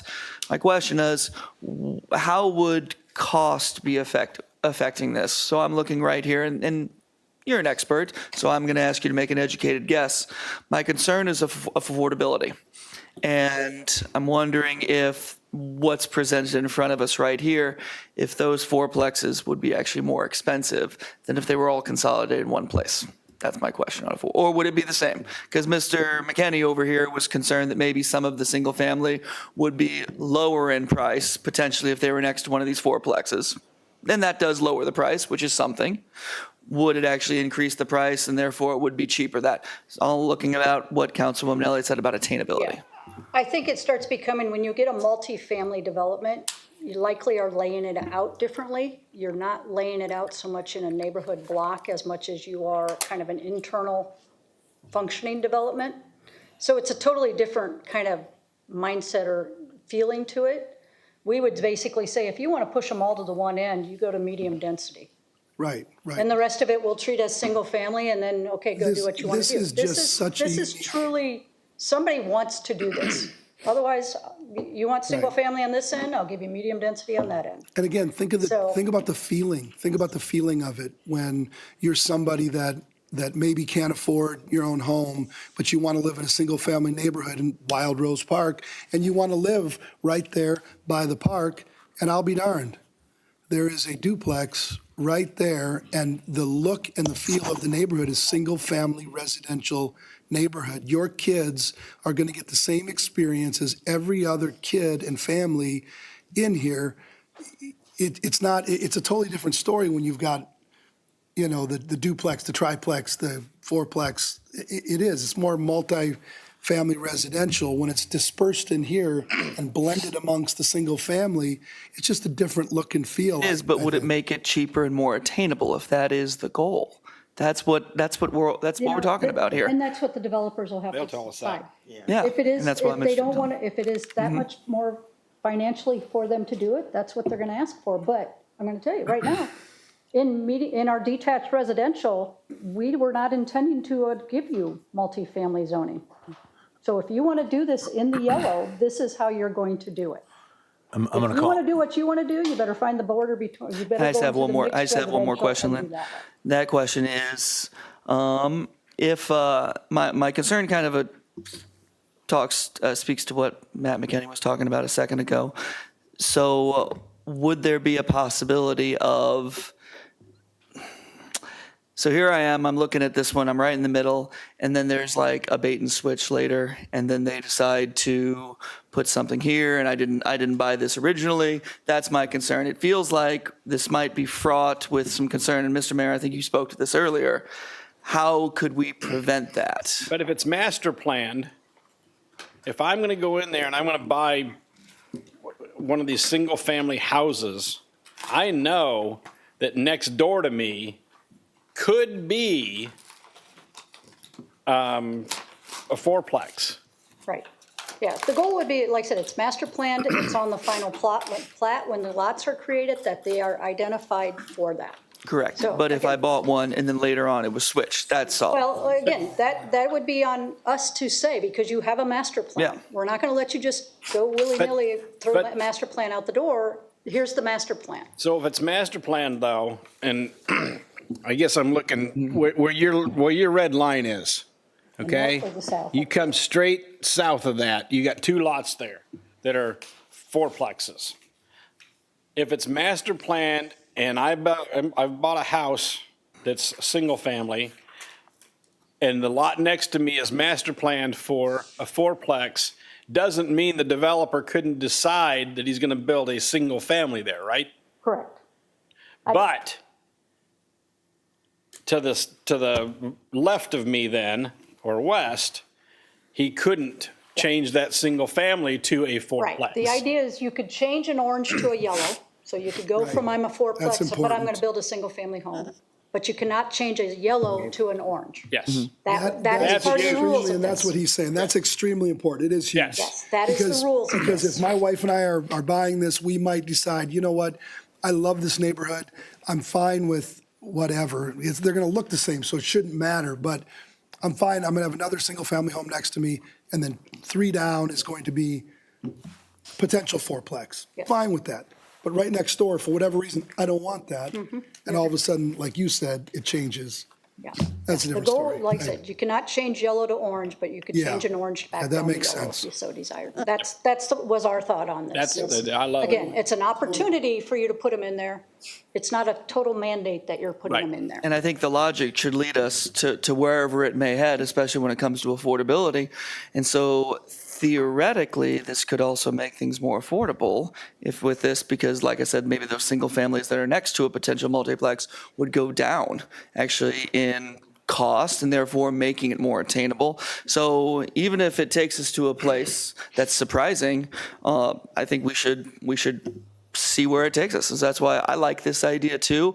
But I do think that per what you said, there's some things that are fraught with concern, a bait and switch, rug pulled out from under you. But if those things are in place, then maybe there's much less of a concern. So that's what I say. Let me just kind of answer one of your questions, Greg. There's a big discussion in the code world about this now. When you put more bodies in a building, when you have more people, more units, you have more protections, fire sprinkling, fire protection, more exit stairs, et cetera. And so what they found is this sweet spot of a fourplex and less allows you to get more density without kicking in a lot of those requirements for safer, larger buildings. And so just by the fact that you don't have to sprinkle, you typically wouldn't have to do 2 separate stairs. You can not get by, but the constraints aren't as much as if you had multifamily next door and you were building 12 plexes. They have more fire protection requirements, they have more exiting requirements, et cetera, et cetera, et cetera. So they've done a lot of work on this, and that seems to be the sweet spot. That's one reason we picked that, is so that we don't have to worry about putting a fire sprinkler line into this one lot. All right. So, you know, I'm not promising it because we don't have the data. Sure. But inherently, because the way you build these buildings, it should be less expensive. Okay. Thank you, Linda. I think the bigger issue, and we'll move on, but I think the bigger issue that we're going to deal with, that we always deal with, that we have to try to work to figure out, and you were kind of getting at it, Matt, is I'm not as worried about the bait and switch, especially after what you said, but what I'm worried about is the person that goes in there and doesn't pay attention and then sits here and says, I didn't know. I didn't know. The realtor told. The realtor told me. You know, so that's what we got to figure out. If this is going to happen, we got to make sure that we have a real good education, that people are really given the information that they need to make the decision they make to buy a house. That's going to happen. It's got to. I enjoy telling them, well, either your realtor was dumb or they lied to you. Yeah. That's fun for me to say, and I've said it many times. But I look at this neighborhood, and I think about, as a young parent many, many years ago, that would have been so fun because there have been so many more kids for my kids to run around with. Like that layout reminds me of where I grew up. And the thing that I don't regret it, but I wish it was better, is where my home is and where Colette and I have lived for the last 25 years. There wasn't that many kids around. School was a block away. But once school's out, everybody goes to wherever home is. And my kids didn't have a lot of that jumping on a bike and going a half a block away to play with their buddy. There would be more of that in these communities. And I really, really like this. So thank you for the thoughtfulness. I'm particularly excited for Halloween. I think that there will be tremendous amounts of children. And Which I'm is gonna on the be- 31st. I'm going to be an empty nester. I'm going to buy one of these duplexes. I'm going to rent out the other side, and I'm giving out full candy bars, full size. King size. Yes. All right, moving on. All right, let's move on. All right, so we will, like I said, we will talk to home builders, developers, and work through that one. Multifamily changes, this will be a lot like with what we were proposing for single family of trying to reduce some of the setbacks, give them more area to do this. Our multifamily, just like our accessory versus primary, is a lot of if-thens.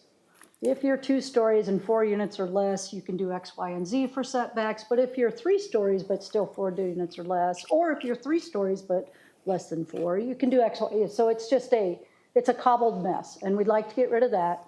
Right now, by code, it would say any multifamily development should have a 30-foot perimeter buffer on it for no reason other than code says you have to have a 30-foot perimeter buffer on it. Sure, if I'm next to single family, we can keep that, but if I'm not next to single family, why do I push everybody at least 30 feet into their property? So again, not going to spend a lot of time on this. The overall goal, though, is same idea as single family. We want to increase the developable area of the property. We want to pull those buildings up towards the street. It gets more walkable when you're that closer. You get more interaction with people. Building height alone is what will determine kind of your setbacks. So again, if you're going to be really tall, we will push you back a little bit farther than others. So overall goal, simplify the code, increase the housing availability again. Maybe they get more on the lot, maybe they don't get more on the lot. It's a function of what the lot is, the size, the shape, everything else, and promote walkability. So my first question to you, and this is again kind of just a general, right now, just like we did in the last one, if I have existing single family, I'm going to make you be existing single family. I'm going to put a buffer there. If it's not single family, do I need any kind of buffer? Can I be a multifamily and no transition rules if I'm not next to single family? Do I need to do, say, whatever the higher intense use is going to buffer? So if I have a high density apartment next to a multifamily or medium density, do I have to do a transition buffer there, or is it, I think the single family is the most sensitive, frankly. okay? I mean, what's, Greenfield?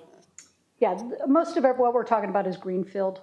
We'll get little bits of infill. We don't have a lot of infill pieces to do that. We consider even out as you go west, what's just never been developed to us is just still greenfield I development. mean, what's the worst case scenario we're going to see?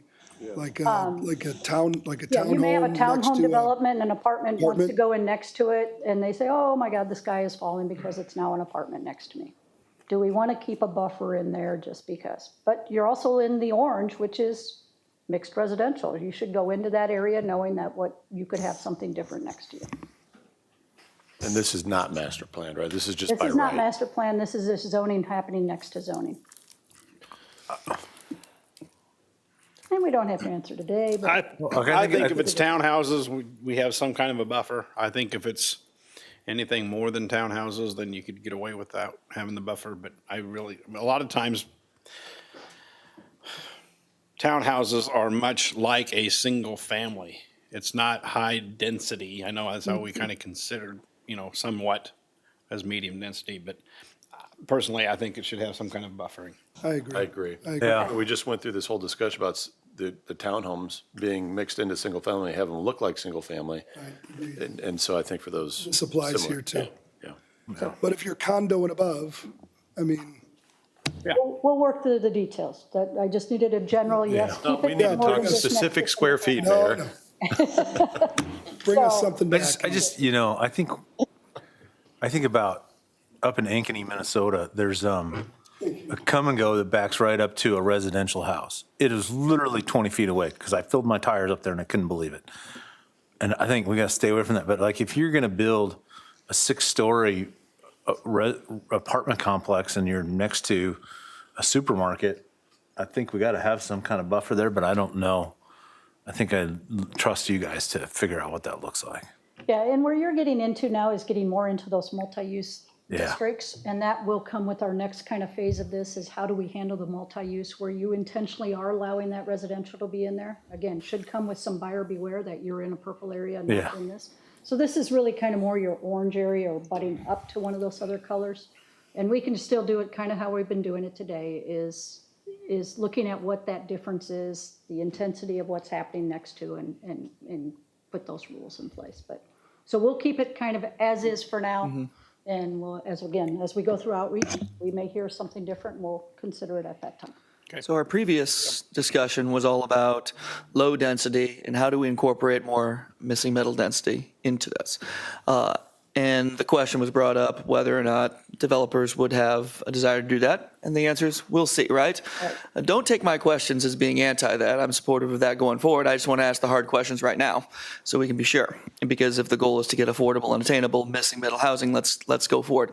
If our previous conversation was lower density, how do we incorporate more missing middle density? Is there an opportunity when it comes to multifamily changes to say we have higher density? How do we incorporate more missing middle density into those higher density locations? But I'm guessing the answer is slightly different because under high density, you can throw in townhomes anywhere because that's just what it allows. But with single family, you can't because the code goes one way almost. Yeah, we traditionally have said, now, my zoning's pretty rigid right now, but the mindset was always if I had high density ground and I wanted to do really townhomes, not a foul to down zone. Yeah. But it was always a foul or a problem to try to up zone. So again, that's kind of what you're looking for. We're going to have a little discussion on density in a couple slides here, which will kind of open that door a little bit more again to what will the market drive and do. Okay? Thank you. So we will proceed with kind of the same idea. We're going to shrink some setbacks. We're going to maximize what they can do, and we'll go from there. Private streets. This slide may end with the first question. I Get don't rid of know. them. Get them out of Allow or don't allow? here. Goodbye. Matt, I can prohibit them entirely. I'm in. We can, Listen, hate you know, Can't stand them. I know it's a problem. I'm sorry, Mayor, but you know, we talked earlier about the other situation where, well, how are we going to make sure somebody knows? Well, the realtor's going to tell them, not going to tell them, and you can't protect everything. And, you know, I live in Glen Oaks. Yeah, it's a hassle, and I don't like the cost of it. I lived in Phoenix for years and had some experience there. I think what we are doing in this community and what, Lynn, you brought forward is important for what we've talked about thus far in terms of whether it's attainable or affordable housing, finding ways to spread the cost out as we outlined the last council meeting and as we've already outlined here. I think we also have to be mindful of what we do on the opposite end of the spectrum. I think as we look to try to attract different sectors here, whether we want to grow the retail sector, we need affordable, attainable housing, whether we're trying to attract businesses here and have executive housing. What I don't want to do is forego an opportunity where there is somebody that's looking at building a home. And the question is, do I build in West Des Moines where I can have a product type that I'd like, that has worked well in the Glen Oaks neighborhood, that has worked well in the Napa Valley neighborhood, probably hasn't worked so well in the Ponderosa neighborhood, but at least there's choice there. We talked about choice on the other end of the spectrum as it relates to single family being close to multifamily. I think if that choice exists in Ankeny or in Waukee and it doesn't exist here, you will see those larger estates move to those communities and it won't happen here. And I don't think that's a good thing for the community. I think it is important people realize what they're signing up for, just like it is if you're going to have a multifamily unit next to a single family unit. I think it's also important that they realize what they're signing up for when it comes to streets and roads. But I think to take that off the, list. And listen, I mean, it's not going to affect me, right? I'm really interested in I don't where it understand the goes. logic. Why do you think those estate houses would move elsewhere? If we didn't Because have I think private roads? folks like to have that type of neighborhood. No.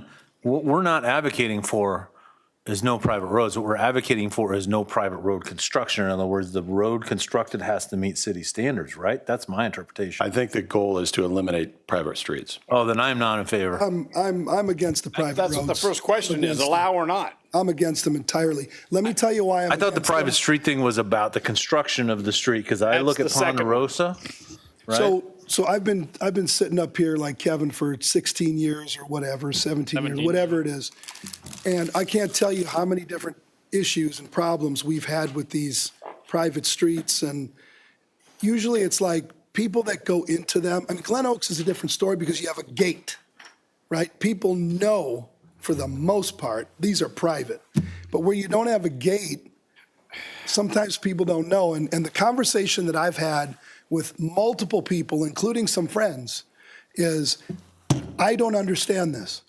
Why is it that I'm paying the same property taxes as you, but you're not picking up my garbage? You're not plowing my streets? Why? Because you're in an HOA. Well, I'm paying the same property taxes. Why aren't you providing the same services? And it's the third person in. It's the second, the third, the first person in. They better damn well know that they're in an HOA. They better know. The second person is going to know that as well because it's got to be disclosed when you're buying it. I literally had this They're not paying conversation. attention to what they're signing. I had this conversation with a friend of mine that lives on a private street who is sick of paying the HOA, who doesn't understand why they've got to pay thousands of dollars to repair the streets when he's paying property taxes just like the next guy. And they don't understand that you probably got a discount on your home because it's not up to city standards. Somebody got a discount. Whether it was passed on by the developer or not, somebody got a discount. It was an agreement that was signed off on, but the third guy in doesn't get it. This is a routine conversation I've had with people, and it is mind-numbing. But you still know that you're moving into a homeowners association that has dues. It's got to be disclosed that it's got private streets. So I'm not against the private streets. I wouldn't live in an area that's got, I wouldn't live in a homeowners association, period. But obviously people do. And I don't know why we would take that away from the option for somebody to build it. Okay, so. You should see what's going on. You should see what's going on right now in Ponderosa. The conversations that Brian, Tom, and I have had with people that are living in there, how upset they are. They're calling me Roads are too. I know, deteriorating. We can't plow the snow. We can't. Why? I know a person that bought a house up there as well, but they. Okay, so developers have always wanted private streets because. It's cheaper. The setbacks were different. They got more units in there because of the private streets. Whether or not they pass that along to the homeowners ultimately is anybody's don't. guess, more than likely not. So if we go down the path of let's still allow private streets, limit them to local classification only, no collectors, no, that's your typical neighborhood street. That already is though, right? No, because we really don't have anything that clearly says those collectors and other things cannot. Courtyards at Sugar Creek. Those Kings Landing. Kings Landing. It's been 8. They yell at me too because then the city dump trucks drive up and down their private So streets. the 100th right there is a collector, but it's private. So that's one where you kind of go. So we would like to say, if we're going to allow them, it is only a local classification of a street could be private. Then to deter it, we're already talking about reducing the setback. So that kind of negates a little bit of that argument. We've already talked about reducing the minimum lot size. So again, that negates the postage stamp lot idea of I don't have to put as much ground in. So what we'd like to do is local classifications, and then to further kind of deter it, not prohibit it, but to deter their use of it, let's look at actually enforcing the public street standards on a lot of things. So that means my pavement width is not 24 feet wide, it's 26 feet wide because that's what a local road would be. It means you're putting sidewalks on both sides of the road because that's what a public street would have. It means Not all. You don't have Mountain Quail Park. well, yes. So what I'd also like to do is go ahead and increase that setback. So we've talked a lot about getting green along our roadways. When I have private streets and that gets measured from the curb, I lose that green. So think about everything in your right-of-way from the curb back to the right-of-way line is green for us. On private streets, as a way to kind of deter them wanting to use it, let's make the setback actually bigger for private streets than it is off of the public street. Give us back that green, and that's the rationale for it, is we want the green in the city. So it's no longer this increased benefit for them to pull that house way up.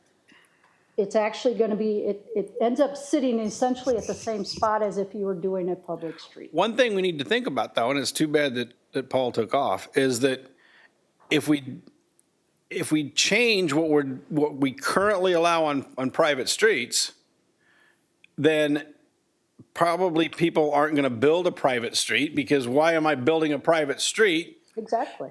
And then that's more, Mr. Haddon, that the city has to maintain, right? That is a foot. And side we've of got having less, we're already doing more with less. Now we're going to do even more with less. So I think we need to think about that as well. Because we don't plow Ponderosa, we don't plow Glen Oaks, we don't plow Kings Landing, we don't, I know, but we don't. And that's our policy. It's a private street. We don't maintain it. And that's the reason I think we ought to keep the private streets. I don't think we should be pushing for all this other stuff. I agree that it needs to accommodate the largest fire truck we've got, okay? But aside from that, I don't know why we need to worry about it. It's a private street. If they want to pour a 4-inch private street, let them do it. I agree with you, Kevin. I absolutely agree on the largest fire vehicle, right? I don't know about the largest. I mean, we're talking about the ladder truck with the extra, okay. Yeah, I don't think we need that. I'll agree with you on that, on the tiller. Maybe they don't Yeah. need to do that Yeah. because they're not going to need the tiller out there. That But one's more right. nimble. Yeah, okay. But you know, what I hear is let's change a lot of these ordinances to make things more attainable, more affordable. Okay, I agree, and we've talked a lot about that. And then what I hear on this end of the spectrum is let's disincentivize the larger estate lots. I think that is a step in the wrong direction. I think it is important to have both available in the community. And I think whether you say it on its face or whether it's as applied, I think it's a step in the wrong direction. So what I mean by that, if on its face, to say no local streets, or I'm sorry, no private streets, that's on its face. As applied, it is, well, we're going to put in these 5 or 6 criteria, which, you know, quietly intend to prevent it. So I think, you know, I think it's a little, I don't know. I don't think it's fair. I think it's interesting that on the one hand, we're doing everything we can. And then on the other hand, we're saying, well, and we're going to make it more difficult to have the larger home. And the irony is we're seeing more and more, at least in development and planning, more and more lots coming to us. Hey, we want to combine this lot with this lot so we can have this home, not on a private street, by the way, on a public street. We're seeing people want to put in larger homes. And we're saying, you know what, we kind of want to get away from that. And I don't think that's the right, I think we need to have both in this community. We have a lot of great business. We have more businesses in this community than anywhere else. We're the most business-friendly community. And we're going to come in and say, except for when it comes to this. If you want this, go to Waukee. If you want this, go to Ankeny. And guess what? They will. Hey, Matt, how do you feel about these 5 things here? Just I want to be clear on yeah. what I'm hearing you say. Like, if we allow it as a local road, what if we make these requirements? Are you cool with those requirements? I mean, as I look at this, I've not studied it. I think the most important thing is a fire vehicle. Frankly, as I sat here and thought about it, I should be the only one up here that's really trying. I should say, I want this. Why? Because it limits demand, or it limits supply. There's only a certain amount of supply, and now all of a sudden where I'm at becomes much more attractive to some folks. So it's ridiculous for me to say all this, but I still think it's important to allow the option to be out there. You know, we had over by Target, the back way into Target off of South Prairie View. Sandstone. We had a crater back there. I mean, a car swallowing crater. Hit it. Right? And I think that just happened in urban. and I used to hear about that all the time. People would, why is the city not taking care of their streets? Why are they not? This is ridiculous. City's got to do something about. Oh, no. See, that's a private road. City doesn't have anything to do with that.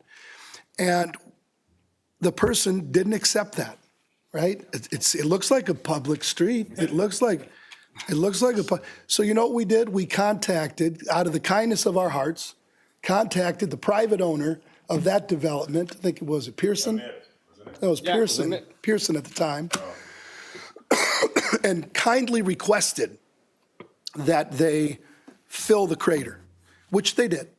And then a little while later, a storm came through and knocked down one of the lamps, one of the light poles, And then, why is the city not taking care of the light pole? The thing's been laying there for weeks. Not ours. That's not ours. That's a private road. Unacceptable. Unacceptable. I'm a taxpayer in this city. I don't deserve to have that. But they didn't pay for it. Their tax dollars didn't pay for that. Now, It doesn't pay for right the now, maintenance of it. right now, we're dealing with a conversation in Ponderosa where, you know, the streets were designed, they're deteriorating. They weren't put in to city standards. They are non-functional because there's no place to put snow. And the people over there are angry as hell. And they want us to take over those streets. And we can't, and we won't. We're trying to help. We're trying to figure out how to deal with this. There's no way to deal with it. The best thing to do is require public streets, bring them up to city standards, They should have the city take care of their them, house there. just like every other taxpayer. Russ, but this is apples, Right. apples and oranges. Oh, Interject. Finette, you go ahead. Please let me interject. Having been a homeowner who lived on a private street, I knew exactly what I was getting into. I had a homeowners association. I knew that the city was not going to plow my streets. I knew that I was not going to have sidewalks put. I knew that going in because I chose to live in a neighborhood that had an HOA that had that. But I knew that. But every year, my HOA would go up every single year. Why was it going up? Because the cost of maintaining kept going up. So my 2 cents, you know what you're facing when you move into a development that has private streets. I knew that going in. I chose to leave because it was getting too expensive to live. That's one point I want to make. Second point I want to make, I'm sitting here listening. I just want us to be mindful of the fact that housing is something that we really do need to look at. We do need to provide homes, if they're fourplex or if they're townhomes. We need to do more that's going to fill that niche that we're not looking at. I appreciate the fact that more expensive homes, and I appreciate that. But I appreciate more the fact that we need to focus on building homes so individuals who maybe are making $40,000 could actually think that in some time in their life, they'll be able to be a homeowner. That's what I'm more concerned about. Here's the deal. I can count, believe it or not. Kevin doesn't think I can, but I can count. Let's just move on because I expressed my frustration. I've dealt with a lot of this. I've had these conversations. Tom has, Brian has. It is mind numbing. They pay the same taxes. They're not getting the. They're not Yes, it getting is city- mind numbing, but Ponderosa is like, it's a crossroads. Like the Glen Oaks and Ponderosa are just two very, very different things. Glen Oaks is a gated community. It has its own private streets. Everyone's going through Ponderosa to Raising Cane's to Target everywhere. Totally. And therefore, those two things are very, very different. And so The what we gate should changes never the do law. The gate is changes have the law. any opportunity for a crossroads of a city where everyone's going all over for that to be a private street. If there needs to be a one-off like Park, which is over behind Walgreens and Fire Creek, and if they follow a couple of these guidelines, I don't mind very much at all. So like prohibit entirely, allow only when a local road classification. Yeah, if they're 26 feet and they can have the fire vehicle, the others we could talk about as much. Okay, but it better not be a through street. It better be a cul-de-sac as local can be. And that's my comment. Can we at least make them be functional? Is there a way to do that? Why isn't Ponderosa functional? Because you can't put the snow anywhere. It's there's still no- functional as a road. As far as where you put the snow, I mean, that's a little bit irrelevant because you're never going to have the ability to put It's not our snow to put anywhere. It's their snow to put someplace. So they've got to figure out, almost like Valley Junction, right? And I wish Paul was here. Where do you put the Same snow deal. in Valley Junction? Yeah. Right? Dump truck. They come in, they pile it in the middle, and they get a dump truck that snow blows it into, or a snowblower puts it in the dump truck and hauls it away. Right. So that's how they would have to do it. Right. That's Right. how they. So it's not our problem to fix how they do it. The developer built it knowing that he had no place to put snow. The people bought the houses knowing that it's a private street. They've got their HOA. They've got their dues every month. And that there's no garbage, there's no street maintenance, there's no snow plowing, there's no nothing. Okay? They knew that going in. It's not our problem to fix it. As Matt said, we need to have options out there. And again, 74,000 people, and how many do we hear from complaining about private streets? Not that many. So, I don't know. I don't know what we're trying to fix other than phone calls. That's about all you're going to fix here. Well, it's personal visits too. What's that? Yeah. For the record, it's personal visits also, but Yes, Well, personal okay, visits but- too. Requests to come before the homeowners association, things like that. But okay, let's move on because these guys want to do it. They make a fair point. I don't disagree. But man, it is, these things are, So the only Just thing, a deal. again, the only thing I would say is that we need to make sure that a fire truck can get down there and take care of business. Okay.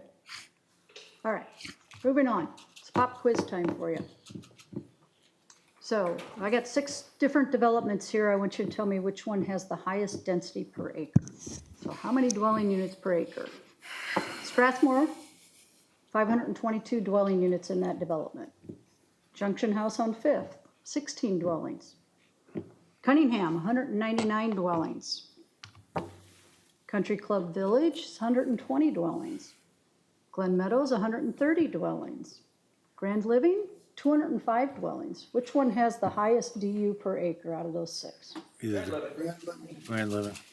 Now, I'm going to say Junction House. Google Yeah, Fiber. that's a Junction House. little tiny lot with, Here's how they rank. The Junction House has 94.12 dwelling units per acre. So again, you got to think about the land area that goes with these. Grand Living comes in second at put it on a 48. private street. Cunningham, 22, 18, 15, and 13. So the point here is really that the density is really a factor of the ground area. Right. You put a number on it, you're kind of just putting an arbitrary number on it. You're going to build what you can fit within the lot. You still have to meet subdivision codes. You still have to meet zoning codes.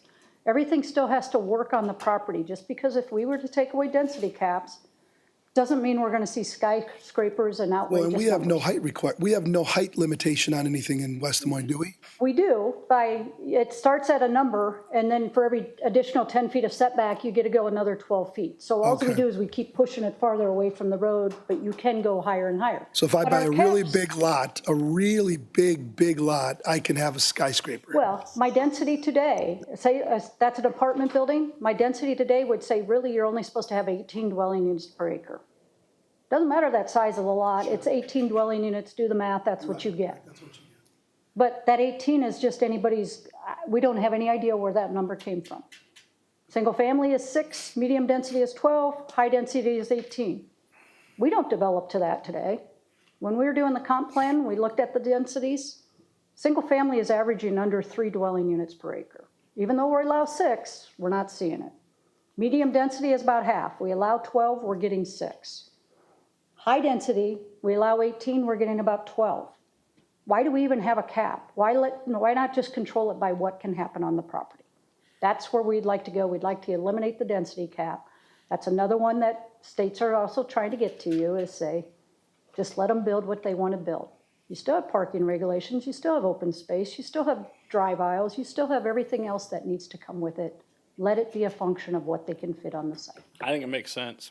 12 what? So you say, we can go up to 6, but we have 3. We can go up to 12, but we usually have 6. We can go up to 18, but we usually have 12. 12 what? Dwelling units per acre. So how did the Junction House get approved if it's 94 per acre? It's the size of the lot. Well, yeah, it's the size of the lot gets you at the 94, because that's a mixed-use building. We don't regulate. Cunningham, Junction House, what was the other one? It's a mixed use. They are building. That's the mixed-use mitigating buildings. factor. We don't really have a density cap for them. They're actually just proof that Yeah. density cap is kind of meaningless, because they function just fine. Yep. And this is only in mixed, where are we applying this? This would be across the board. We'd This have would be no- in residential areas? This is residential In areas. greenfield areas. Yeah. I mean, you're already Grand developed. Living is not mixed. No. But then doesn't that go But against what we Grand just Living talked and- about? So Grand Living and those are PCP, which we Right. had said, as long as you have, and again, it was trying to get the residential in and amongst the commercial activities. So we have it under professional commerce park zoning. We said as long as 3 sides has office and commercial, you can do a freestanding residential building. It's not high density, so there is no density cap. That's how these things were getting in there. Okay, so how A lot of about, these is are this PCP. Newfield, Greenfield only? This would be, because you're pretty much Okay. developed out. Now, we may have some that will go out and figure out, oh, I can fit another few units in here. You still got to meet all the zoning regulations. So it's likely going to be greenfield more than anything. All right, I like the idea. I'd much prefer going down this route. The one exception to this is, cover your ears, Mayor, No, I was just going to bring up the same issue. the transition zones. I don't want to end up in a situation, because one of the things that I found helpful was, what is our dwelling units per acre? I don't want to go any higher than what we're at now. I think we keep the look and the feel. And I think if we say, I don't know, and I know Junction House is probably an exception here. It is the exception. It's the only exception. It's twice as much as the next highest. But if you go down to, 4th Street, and the average dwelling units per acre there is, call it 3 on average, because I know there's a couple units there along, I don't know, 4th and Maple. And then we go, you know what, we're going to eliminate it, and we go from 3 to 30. I'm going to be like, that doesn't feel right. So we are not proposing that we take away that 150-foot transition zone that we still have in code. Okay, So 4th Street has a single-family home, and then it has the 3 that Ryan Wiederstein has. Those 3 alone are 150 feet. If he had a 4th lot, that's the only one that this would then allow him to do something different on. So by that transition Except zone. it's all zoned single family.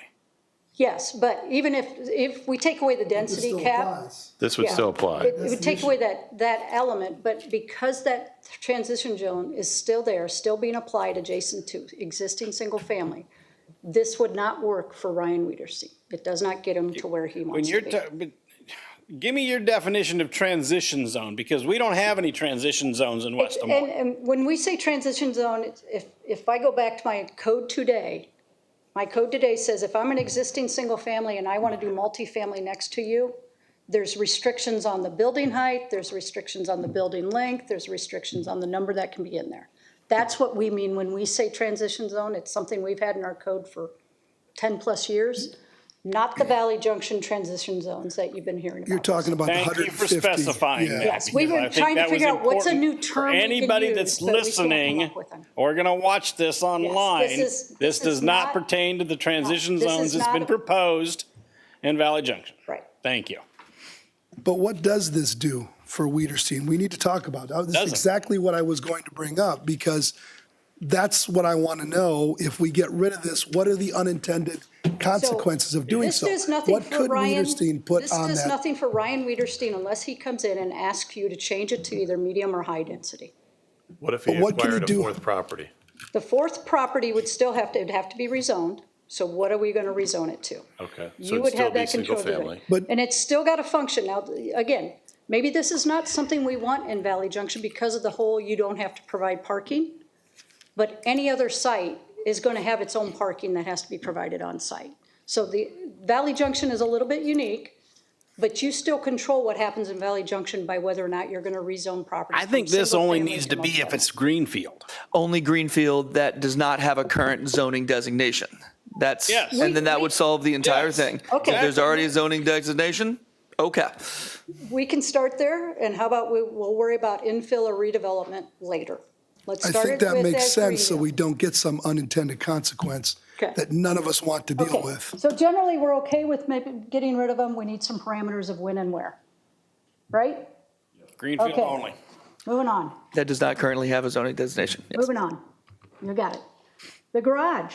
Do away with them. Do we need to require a garage with every single-family detached home? No, and the reason I want to say this is because when this first came up years ago, when Bob Parks presented this, it was because Ed Ames was pushing for it because people had all their junk sitting out in the driveways, right? So if you make every new house have to have a garage, he thought that was going to get their junk out of the driveway. All that did was put their good junk in the garage and their other junk outside, and drive around and you'll see it. And that's not just Valley Junction, that's anywhere. So years ago, 1500 block of Locust Street, there was a garage down there that was leaning. Bad. Safety issue. Code enforcement required the property owner to either straighten up the garage and get it structurally sound or take the garage down. They opted to take the garage down. Today, you drive by that house, and this dates back probably 10 years ago or more. You drive by that house today, it's a concrete slab. There's no garage there. People have taken their attached garages and converted them into living space, and this is not in Valley Junction, by the way, converted them to living space, and there's no garage on that house. So if we are not, one, forcing somebody, if you take your garage down, to build a new one, or two, if you convert it into living space, you have to build a new one, why would we require new houses to have a garage? We've waived it for Habitat houses, right? 3 of them down there at 12th and Locust don't have garages.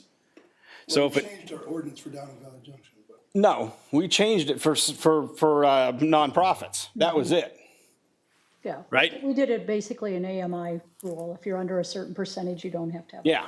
So I think the market is going to dictate garages. But if somebody opts to build a neighborhood of single-family houses, which would then be very affordable, and that's one reason Habitat doesn't do it, because it's like $20,000 or $25,000 to build a garage, a single family. Yep. That's why we did the one when I first got on council, Russ, the one down on First Street. I got everybody to do it for free because Habitat wasn't going to build on that lot because they needed to have a garage on it by code. So anyhow, that's when we changed the code. So I think if we do away with it, it's going to allow more houses similar to what Habitat builds. And I think we also then, if you don't have a garage, you do have to have a shed. That makes sense, but much like we do with Habitat. But again, I think the 90-some% are going to have a garage with them. We would agree. But there will be those possibly that say, I could build this, 120 houses, not have a garage, and it makes it that much more affordable. Yeah. And again, we can't find a way to make them pass that on, but ideally that's what happens. Yep. I'll agree. I don't feel a requirement. I think the market's going to dictate it. I think, and I'm not worried about a shed either. I think if we can, I think we got to be philosophically consistent. We ought to have opportunity on both ends of the spectrum. And on the low cost side, I think we ought to make sure, hey, if you don't want to have a garage, you don't want to pay $25,000 for it, and you're willing to park on the street, or you're willing to park wherever, or maybe you don't have a car and you're using in the future a robo-taxi or something like that, by all means. I don't have a good I side. agree. If we're talking about missing middle, and back to what we're talking about, affordability and attainability, if the logical road leads us to something like this to increase affordability, then we take that road. Here we go. Okay, all righty, sounds good. Minimum parking, there's really not a lot to discuss on this. This is one we will do some more research on what the other communities are doing. Again, a lot of legislation is do away with parking requirements altogether. We don't think that's good for us. It only works when you have good transit, and we don't have good transit to just say you don't have to have any kind of. So you're talking parking requirements for single family? Residential altogether. So we're beyond just for single family. So yes, single family. They don't want you to require them to have 2 off-street spots. Multifamily, I can't tell you how many you have to build per unit. That's the way legislation is trying to go. Again, under the idea of affordability. We think it's a terrible idea. We don't believe, because we don't have transit People are going to have cars. Where are they going to put them if Well, we let's have no look at requirements? VJ again. Let's bring So- them up again. That's one of the biggest issues that we're hearing is people building apartment buildings and not having adequate parking. I get the apartment and commercial and stuff, but And again, If you it's do- one market will handle single family. There's Yeah, not going because to be a lot again, of it- developments that are not going to do it. if you have a neighborhood that has no on-site driveway, you don't have enough street parking to put the cars. Yep, If everybody had just one car, you don't have enough street capacity. we agree. So we'd like to keep a parking requirement. We will explore them, see if we can reduce it a little bit. We will do something to take them away from, dementia care, people that aren't going to be driving anymore, but we'd like to keep a parking, but just try to figure out if there's a way for us to reduce down that number. Because even the Habitat houses have a two-car driveway, or at least you can stack. Code would say for single-family detached, you have to have 2 off-street parking spots. McKinney's taking the bait I just gave him, but let me just say one thing before he does. And that is, just an example. We'll have a goodbye lunch for people that are leaving the state, okay? Every time that we have this conversation, it's, hey, how about down on Court Avenue? No, God, no. No, there's not enough parking down there, right? I don't ever want our city, I want to have the minimum parking that is required so that people still frequent the business or, are able to park it there on their driveway, even if they don't have a garage. I don't want to, there's some people who are like, oh, if you squeeze the parking so hard, it's going to make everybody take transit and the bike, and that's what we want, reduce pollution. That's never going to happen. What happens is we don't go down to Court Avenue. It's a pain in the butt. I don't want that. Yeah. we That agree you get with you. shot. Kenny, So, take it away. you appreciate the debate here. If we're going to require, require certain spots for residential, that's what we're talking about. I think we need to, and this specifically relates to Valley Junction. I think if we're going to allow additional development down there, we need to be consistent. I think we're going to mandate a certain amount of units or parking spots per unit anywhere around here.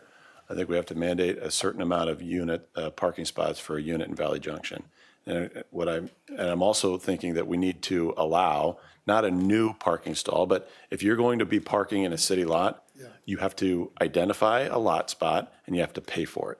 You can't just have people come in and then the developer, all other residents of this city are paying for that lot. We paid for it and we maintain it, and then that person that lives there is benefiting from it, which, good for that person. But I think on a go-forward basis, if somebody's going to develop down there, we ought to make sure that they've allocated a spot. And if it is in a city lot, and we should only have certain amounts, if that's going to be a problem when it comes to availability, then we ought to require them to pay for it, and we ought to enforce it. I think we need to do that now, Agreed. not moving forward. I think we need to now. If there's an apartment building down there that doesn't have a parking lot, Yeah. then they need to rent. I don't disagree. I don't disagree with you guys, except for that we're keeping everything greenfield, except for when I understand. you don't want to. I mean, you know what I mean? So I think I we mean, need to that's keep it all. a little bit different conversation we need to have. We've talked about that before. We have. I mean, what this pertains to is, new stuff but I think we need to go back and revisit what we've talked about several years ago of how do you allow for parking in those city lots? I agree. Because one, agree. you can't park there, I believe you can't park there for 24 hours, if I remember correctly. Well, if you live in, what was that, what was it, Junction Living or whatever that was Oh, building down there, Junction. Cutler's Building. Junction House. House. Okay, Junction House, okay? You can't park on the street after 2 AM, so you're parking in the lot. Oh, but I can't park in the lot over 24 hours. So, Well, if the city lot's going to be open, why not use that? And why not get some revenue off of it? right. And again, if you designate certain spots for the apartments, that's my reserved spot that, somebody can't park in coming That down. suffices, yeah. Yeah. I agree. That's a different conversation, though, because we Yep. do have to, if we're going to keep it greenfield, let's keep it greenfield. Right. Right? Let's, It's something we can address when we bring back what the code amendments will be. Yep. Point taken.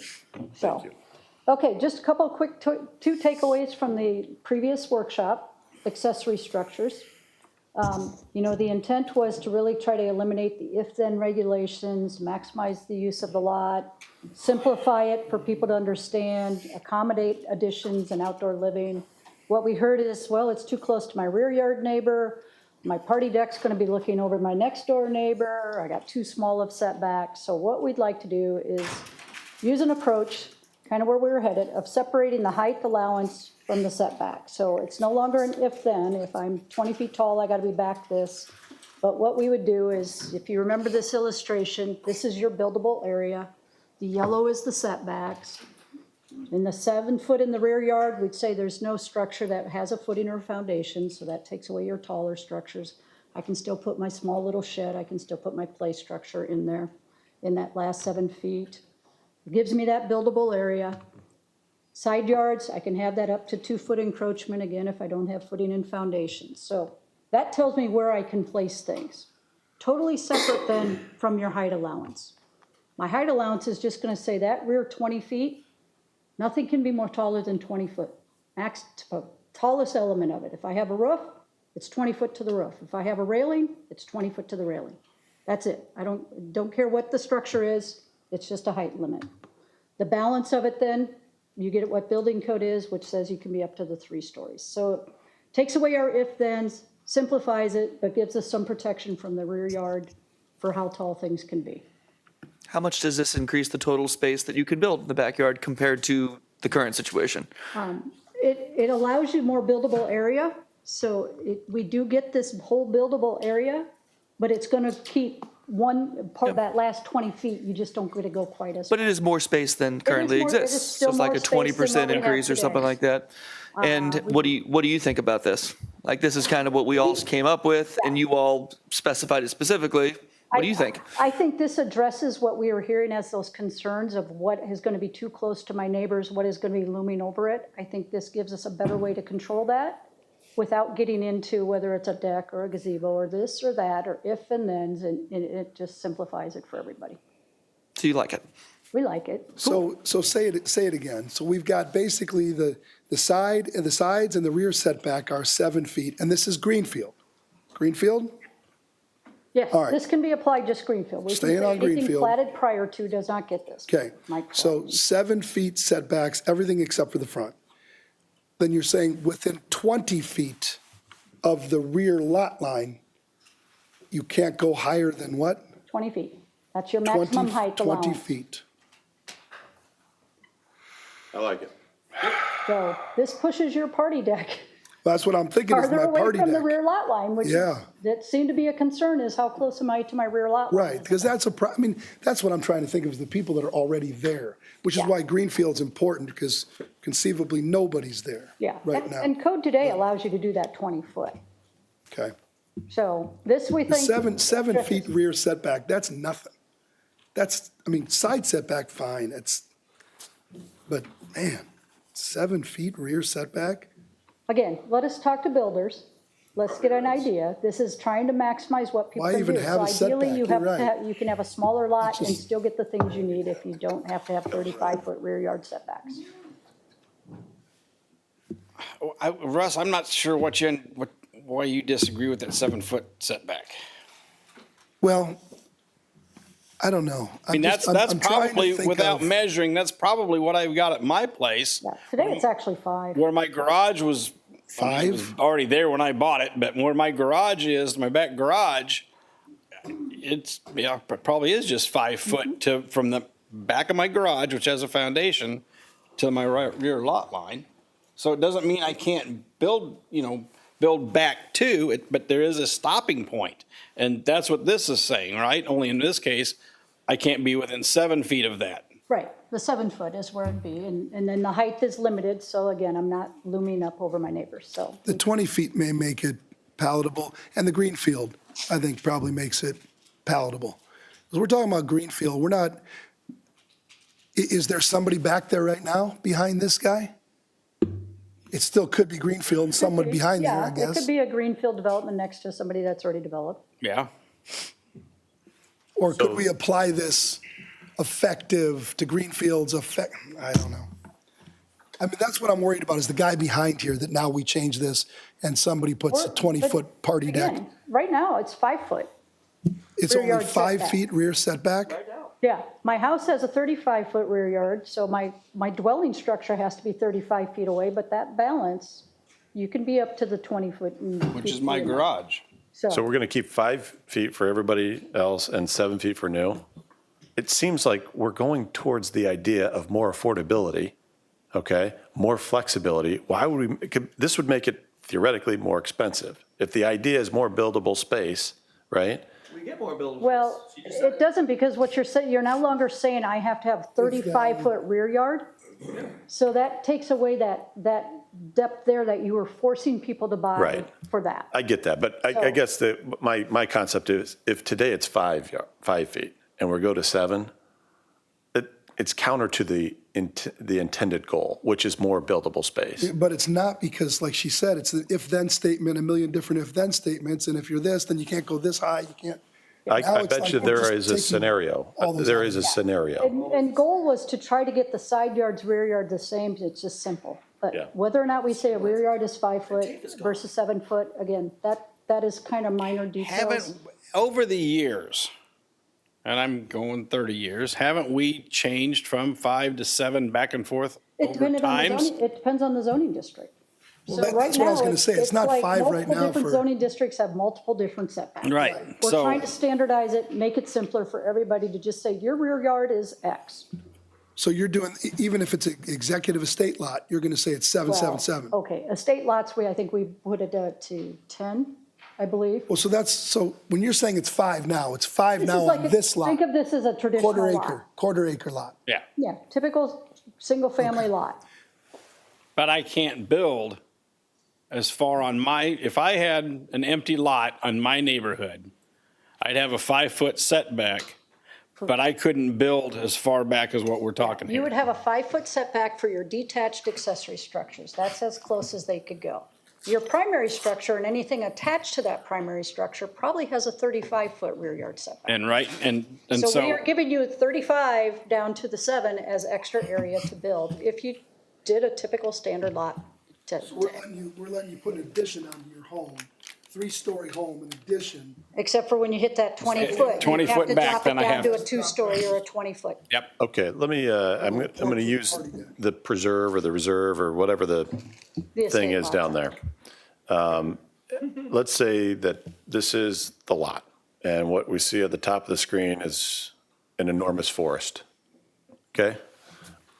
Can we build something into our ordinance that would allow the council to exercise discretion based upon a series of factors, so that when that person, it's happened, it happens, more often than not, where it's like, hey, this is a one-size-fits-all policy, 10 feet, 7 feet, whatever it happens to be, but as applied here, makes no sense. It is arbitrary, it's capricious, nobody understands why it's just like that, because it happens to be, it fit really well in Valley Junction, and so we're going to make it apply all the way out here in the preserve, and everybody like, no, we should evaluate the factors and say, this would work. So I asked Greta at the last meeting if I could have a common sense rule, and she shot it down. Okay. That's really what you're asking for. I am It's kind asking, of but what if we a put parameters on it? rule Why can't we of, I have an can do- exception? Why can't we do a waiver from code if truly it's not buildable behind the person? A Who says it's foliage not exception. buildable? That's But what who- Matt's By talking whose about. basis is it What's not buildable? I could come in, Because I could somebody fill else the owns land it? and make it buildable. No, if it has the potential to be buildable, then it What's the doesn't apply. potential? I would say the lot. that Let's say Matt's it's an talking about, outlot. Technically, It's a it's probably pond. buildable. It's a pond behind the person. I- It's a forest. There's a lot of trees, but that It's a- doesn't mean that it's not buildable. Doesn't mean it's not buildable.